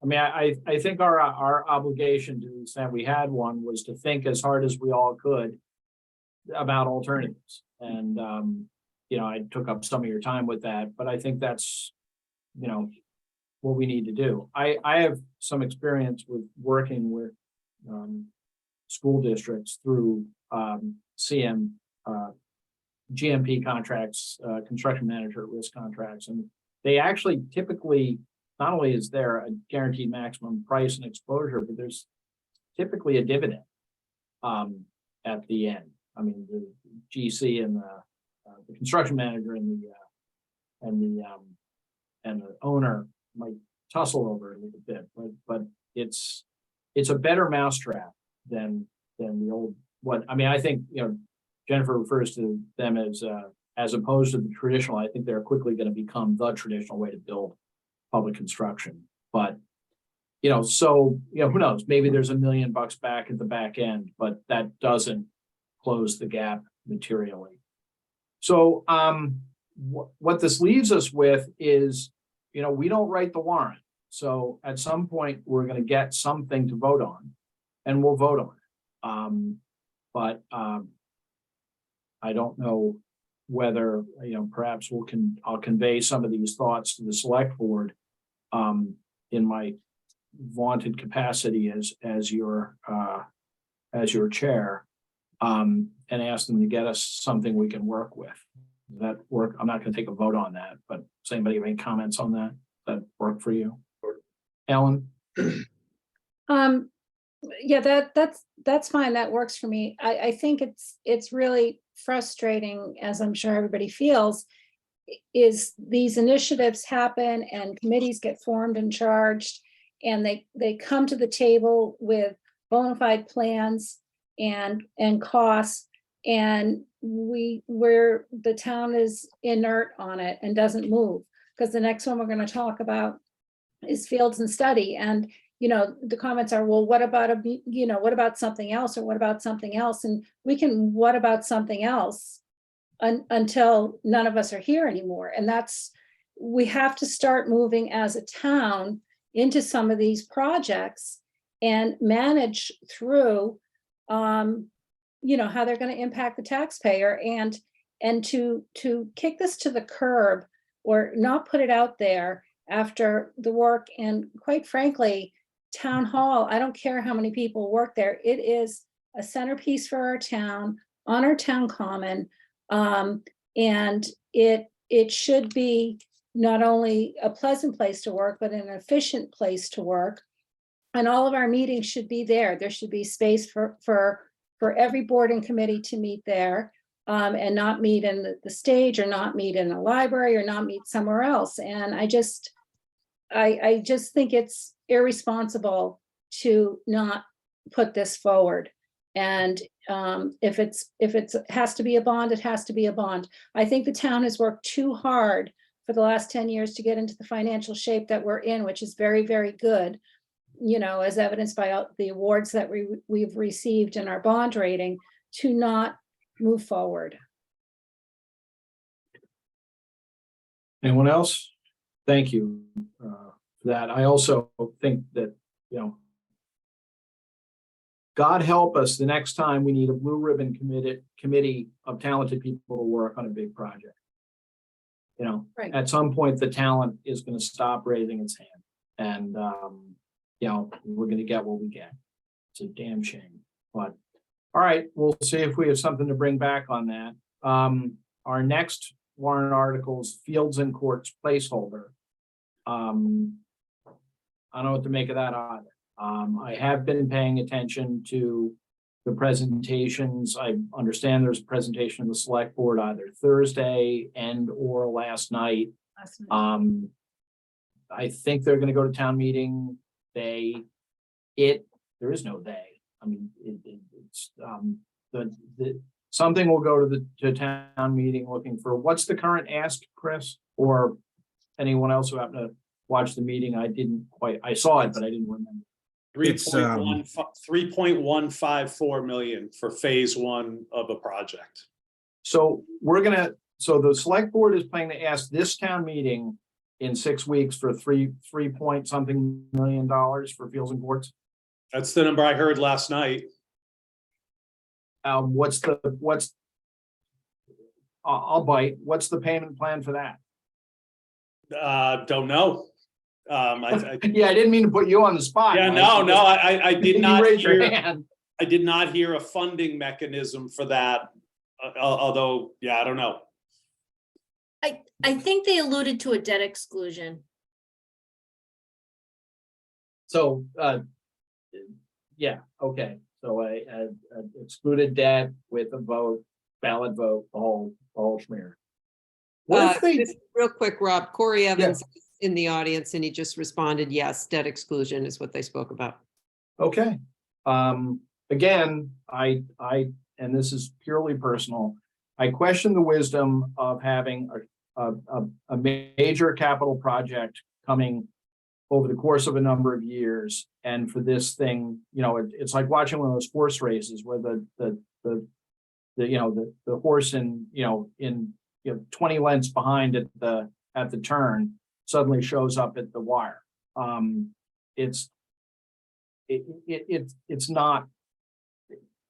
chaos. It's not a plan. It's just, all right, I'm done. I don't want to say more. Well, Rob, I also don't think it really gives us a full picture of the intent of this entire Fields project that is being talked about. When you say it, what do you mean? I'm sorry. The phase one, this 3.1 million that we would be asked to vote on, it's phase one. What are the next phases? Yeah, I paid attention to the presentation, and at some point they're talking about, putting in acres and acres and acres of turf at the end of my street, which, I don't mind. I like the fact that there are public playing fields at the end of my street, but turf, that's a lot of turf. I have no idea, and I have no idea how that gets paid for and how that works into a long-term capital plan, along with some of the other things. Well, we'll see what they give us, and we'll vote on it when we have to. It's getting late. I don't want to take up, the stormwater management bylaw revision. I saw that was discussed with the select board. Chris, are we going to get some text for that? Is that? Yes, there's a side-by-side comparison. It's really not very, it really just, it clarifies things that are in the regs, but not in the bylaw, and it kind of conforms the bylaw. The stormwater periods of time to the wetlands, like how long is a permit good for, all of those things, so. We'll have somebody give us a presentation next week. I can have Charlotte do that. Yeah, let's try and maybe we put that at the front end of the agenda, we bang it out, but Okay. warm feeling of accomplishment before we deal with everything else. And there's one other, if I may, I mean, you already did the zoning, so those are done. We did. I've got a couple of hands, Chris. Okay, Uh, so whenever, before- whenever you're ready, I have one other I just want to bring up.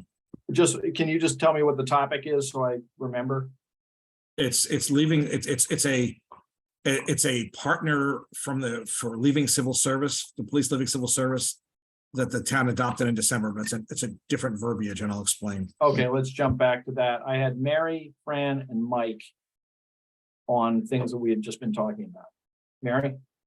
This is actually new, but I did manage to catch the school facilities meeting after I bounced out of the capital budget meeting. And they met today. Apparently they did come before the select board last night. There was discussion about a stabilization fund being created for repairs and so forth for the schools. But they also voted as a committee, that being the school facilities committee tonight, to rewrite a warrant article to seek $435,000, the bulk of which would still be usable in an MS, should they be accepted into the MSBA program. So I can get some finer details, and I was able to take a screenshot during their meeting, but I think that will be coming back. Is that a reduction from the 1.5? Yes, it is. Okay. So it basically, they would not be doing a schematic design anymore. They would be doing a feasibility study and conceptual design of the 435,000, apparently like 330 roughly. I don't know how they do this. It must be a percentage. Would be able to be used should they be accepted into MSBA program in 2, 3, 4 years. All right, we'll talk about that when it comes. Thanks, Mary. I appreciate that. You watch meetings, so we don't have to. This is awesome. Fran? Yeah, I have to leave early. I just wanted to excuse myself when you see me sign off. And I'll see you next week. Thanks very much. See you, Fran. And Mike? My question's for Chris. Chris, just on the ordering of articles in the warrant, is that set in stone? And the only reason I ask is if we have a long meeting with a lot of highly debated topics, and zoning is the last thing in the meeting.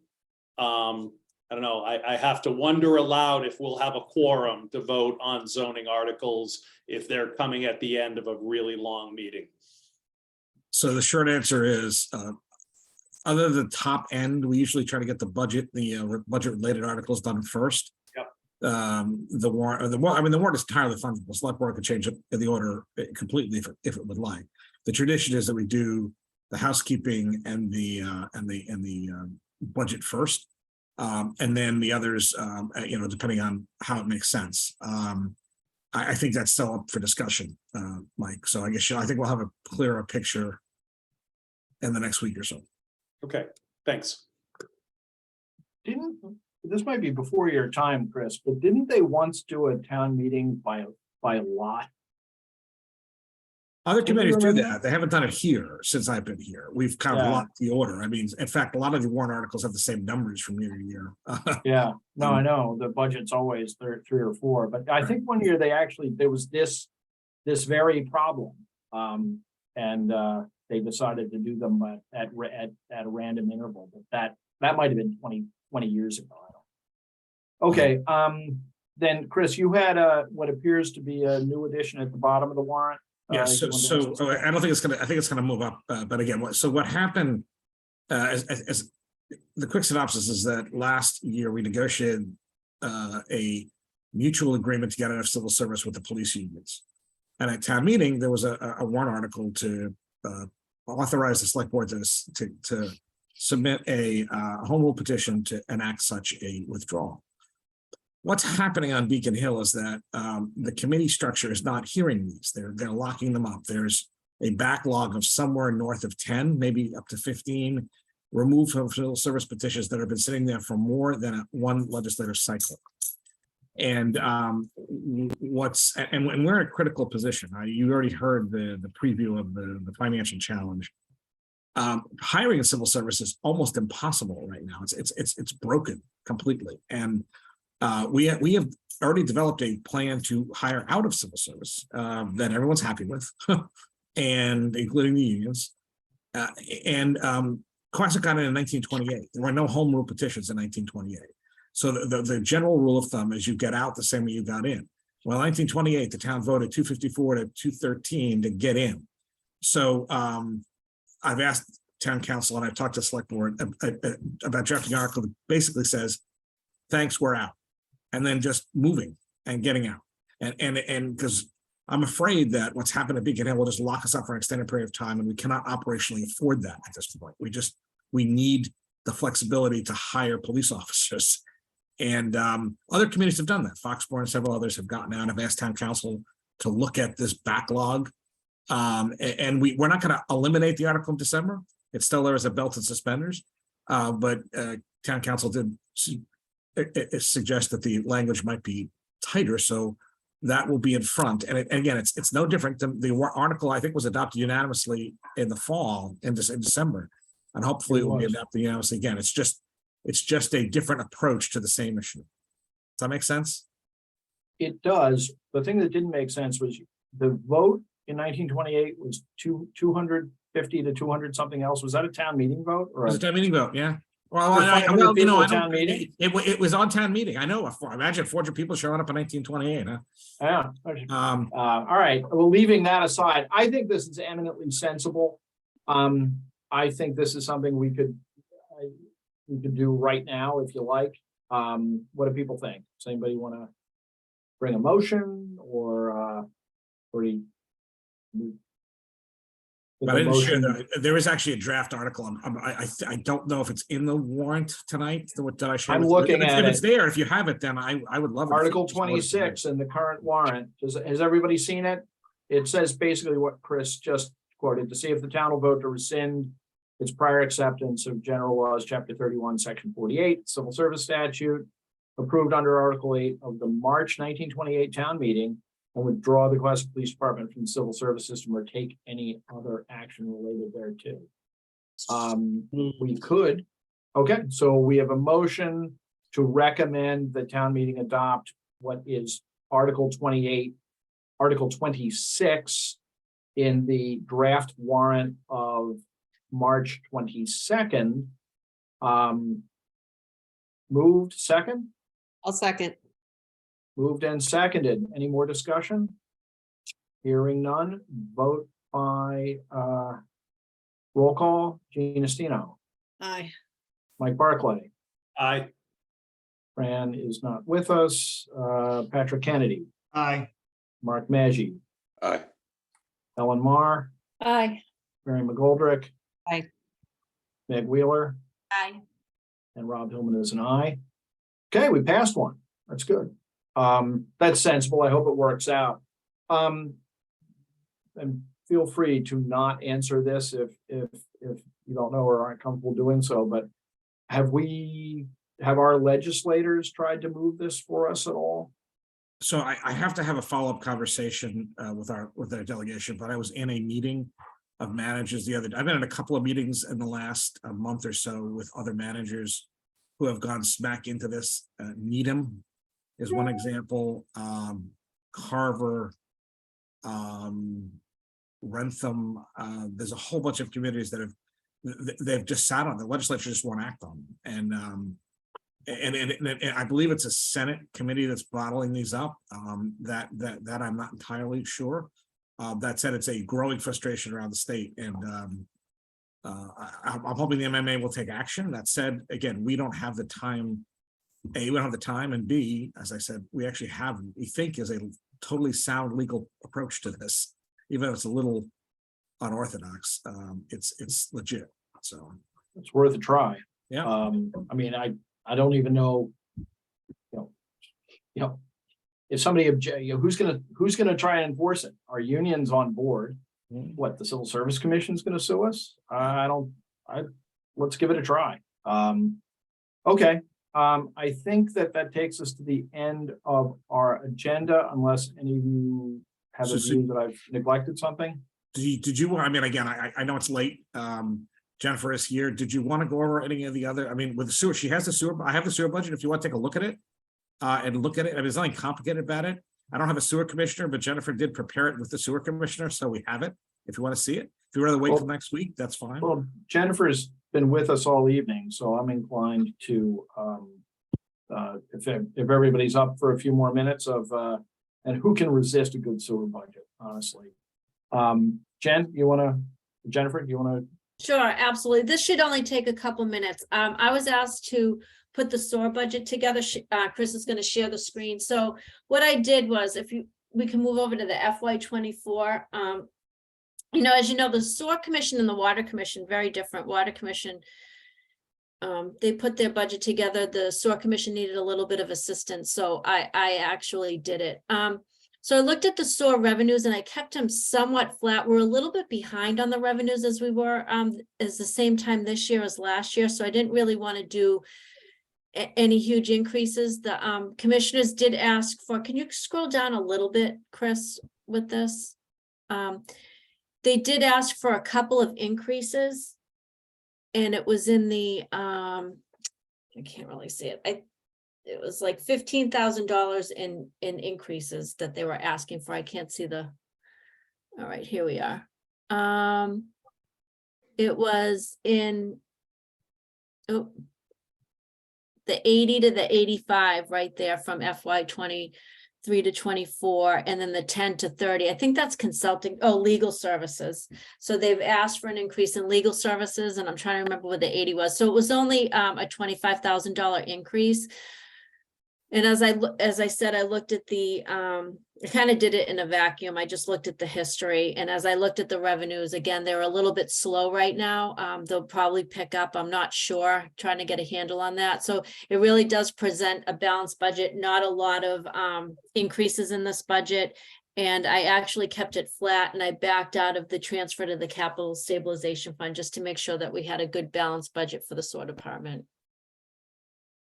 If you have any specific questions on their line items, you might want to invite one of the SOAR commissioners in there if you're not comfortable with this. Patrick? Yeah, Chris, where do we stand with the membrane failure and insurance claim? So the membrane premature degradation, the membranes are still working, the plant is still functional. Analysis continues, and a warranty process is underway with the manufacturer. At the same time, we're expecting a better answer in the next few weeks. I was part of a conversation a couple of weeks ago about this. So the plant is functional, both sides are working, and that said, there's been some premature degradation of the filtration system, and the assessment is, will that shorten the life? And or is there something or not? And that's an open question right now. So it's not a fiscal 24 issue that could impact this budget. No. If it has at all, it would be capital money. In fact, the select board has already authorized the use of ARPA money as needed. If it's because, again, we can't have the sewer plant not work, right? That's kind of a basic thing. And the other challenge is that if we decide we need to replace it for whatever reason, even if we're in the middle of a warranty claim, there's a 12 to 24 month lead time on getting new filters. And so we may have to go ahead and buy them separately and then fight out the warranty claim in the long term if that's what it comes down to. So that would be probably the remainder of ARPA money, which really is limited to water, sewer, and broadband anyway. That's probably where it would come from. And that's tentatively where it would come from. Does that answer your question? Yes, thank you. Okay.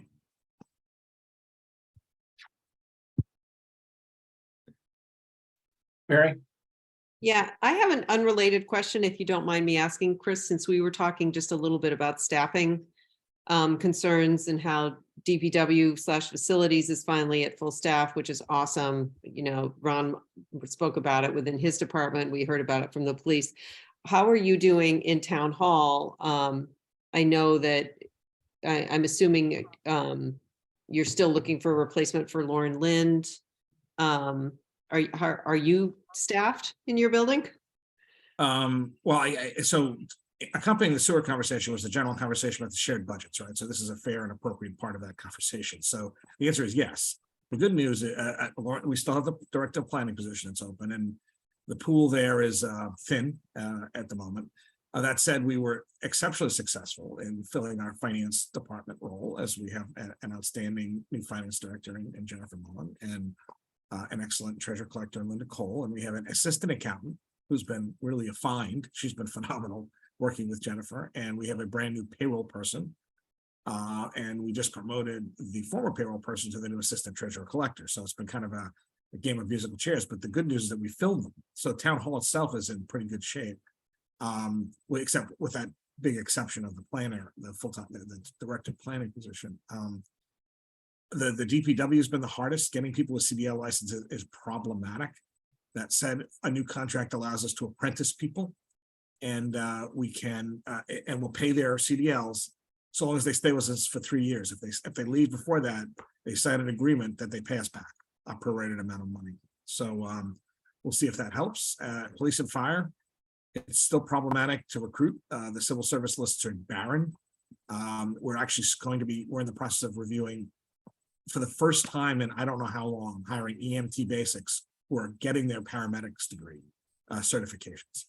And we may have to tweak the union contract to allow us more probationary time. Otherwise, I think we've done okay, right? I mean, Jennifer, I think your department's all staffed up, and I'm trying to think of where. Oh, and we hired a new sewer person, sewer clerk this past year, and even with the and the assistant, we just hired a new assistant assessor. So we've been okay. I mean, it hasn't been easy, but we've gotten some really high quality candidates. So I think we've been really fortunate. I mean, I would like to say, and I think I'm comfortable in saying that after, almost a decade, I think we've built a really good culture here, and I think it shows. And I think people, when they investigate us, they're like, oh, it's a pretty good place to work. People treat each other well, and there's a lot to do. I mean, nobody gets to sit in the corner and hide in Cohasset. There's no place for that. So you got to be a lot more engaged, and even on a facilities team, right? I don't know if you've all met Jake, who's the new assistant director. He's been an awesome find. I mean, the facilities folks are like that too. So the big question is, yes, we're pretty much okay. Again, if the planner, we're still grinding through. Thanks. Okay. Did you want to talk about So- the shared budgets at all? I mean, if you want to do it next week, that's fine. I I don't think there's get a lot to the talk about, sense- but I could pop it up on this. Do you have the budget? Or do you want me to put it up, Jennifer? I don't have the shared budgets. I thought you were doing this last week, so when I was out of town, I gave everything to you. Yeah, Yeah, you did. it's, we're I have it. just pulling up on the beginning of hour 3. And I believe that any meeting that could get salmonella, if it was a fish, should end. Okay. So let's give this a 5-minute once over, and then we can, Okay. I think it would be, So- I'd like to look Mike- at this, spend some time with this document. My golden retriever's getting bored too. She's like And sitting in my Al- lap. Also, Oh, there she I is. want to jump in for a second. I'm sorry, but I need to make a couple changes to this. Okay, I then had let's, mentioned that, and I'm looking at it holistically because of, the state budget came in and we need to make a couple changes. So I just want to Then mention this. can I ask Jennifer, could you send the full budget document to all of us by, is it in whatever condition it's in, and tell me if this is a bad thing, but in whatever, with draft stamped all over it, can we see it by, say, Friday? Oh, absolutely. Yeah. Great. And Yeah, can you no, send that, absolutely. yeah, send it to Mary and I, or send it to the whole committee if you can. Yep. But I think, we all hanker for documents as early as possible. And I think seeing the whole budget in one place is instructive. Different people come in front of us with different levels of granularity, but I think the ability to look through it and say, hey, what about this? What about that? Yep. Is useful. So, Yeah, I'll get that out by Friday, no problem at all. okay. The last big one, so health insurance is up. Our pension is low. We have very slow increase in the pension this year, which was awesome. That said, we just negotiated a 1% decrease in the increase in our health insurance because of a pioneering wellness program we're doing, which is good. And our workers' comp and property casualty are okay, and they'll come down further because we always prepay and we get participation credits for all the years of membership. So our insurance lines are okay. Again, health went up a little bit more than we would have hoped, but some of that's post-pandemic, everyone going back to the doctors and getting diagnosed with things they didn't get diagnosed with during COVID. Not all of them are good things. You know, we're actually okay. I mean, I think on the shared side too. I mean, so those are the big drivers, right? It's health, it's pension, and pension was a low increase. It was less than 2% this year after they whacked us last year. And health, we're okay. I mean, you know, the cushion that we built in there has helped this year. That said, we won't have the kind of I think cushion this year that we would have, or next year that we would have in the past. So that's my 60-second overview. You can ask more questions next week. Yeah, I think we'll return to the operating budget. I don't know where people are at. I'm always cognizant of you know, our on-time guarantee as a committee, which I failed pretty miserably. We have some minutes, but I think they could keep for next week. Ellen, is that an offensive suggestion to you? No. Good. No, that's fine. So is there any other item? Chris, thanks for the update on those insurances and stuff, and we will maybe start there next week. Any other? Yeah. Yeah. Oops. I'll update that warrant article with the new numbering.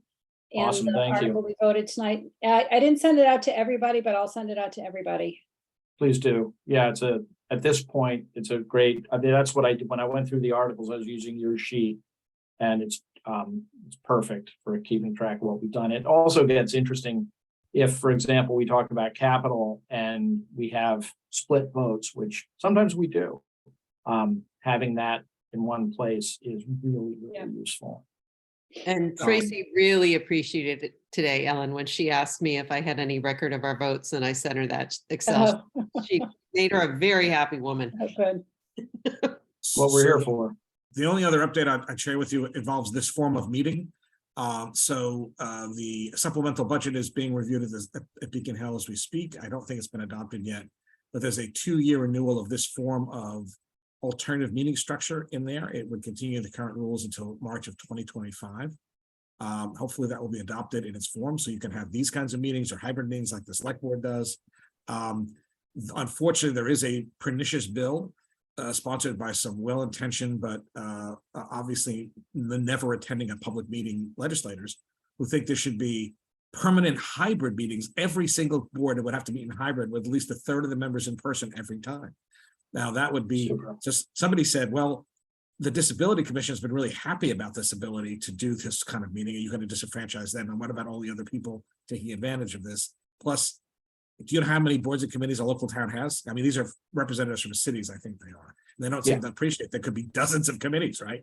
And it was challenging enough to get people to meet before the pandemic. And now people love this, right? I mean, we're now all in, what are we in, a dozen different places tonight having a meeting, which is awesome. So I'm hoping that that'll get adopted in the next week or two. If not, March 31st, the expiration date. So your next meeting's covered. So I'll let you know what the final decision is at the stand vote. I have an ambition to chair one live meeting, because when I took this job, Helene Lieb gave me this. And I want to use it without endangering my computer, but that says more about me than perhaps I want to. Good. Okay. Well, this is a boon. I think meeting like this is, I think it's efficient. I think it works. It works with this committee anyhow. So we'll see how it goes. Any other things? Okay, then our next meeting, do we want to do 6:30 again on next Wednesday? It could be a lot. Feelings one way or the other? Yeah, the only thing is, I don't know if capital starts at 5 to vote. I mean, they may be quick going through all of their, at this point, through their, their items, but that would just, I may be, if you want me to be there, I may be late at 6:30. I may be late too. I could generally make 7, but I'm probably 50-50. All right, then why don't we- I don't want to be done at 10, but 6:30 starts at 50-50 Go proposition. back to 7. Let's say 7 then, because I was running up the stairs, just because of commute issues, so. All right, 7 o'clock it is. Brian and his people can engage in sloth if they want to. They don't have to, labor under the careful gaze of us trying to get started. So I guess it's time for everybody's favorite motion. Do I hear? I'll make a motion to adjourn. There we I'll go. second. Second. A Well, I'll motion and a second. second by roll call, because we're committed to the OML. Gina Stino, Aye. Mike Barclay, Aye. Patrick Kennedy. Aye. Mark Maggi, From the 4th different location in my house, which I've been on this meeting, I will say aye. Ellen Mar, Aye. Mary McGoldrick, Aye. Meg Wheeler, Aye. and Rob Hillman. I am an aye. Thank you for joining us, Brian. Who Jennifer, seconded? Chris, Who pleasure as seconded the always. motion? Who did second motion? Jean. Everybody did, but I need. Yeah, but I did. It's a Okay, tie Jean was- between Mark and Gene. Okay. Thank you. First.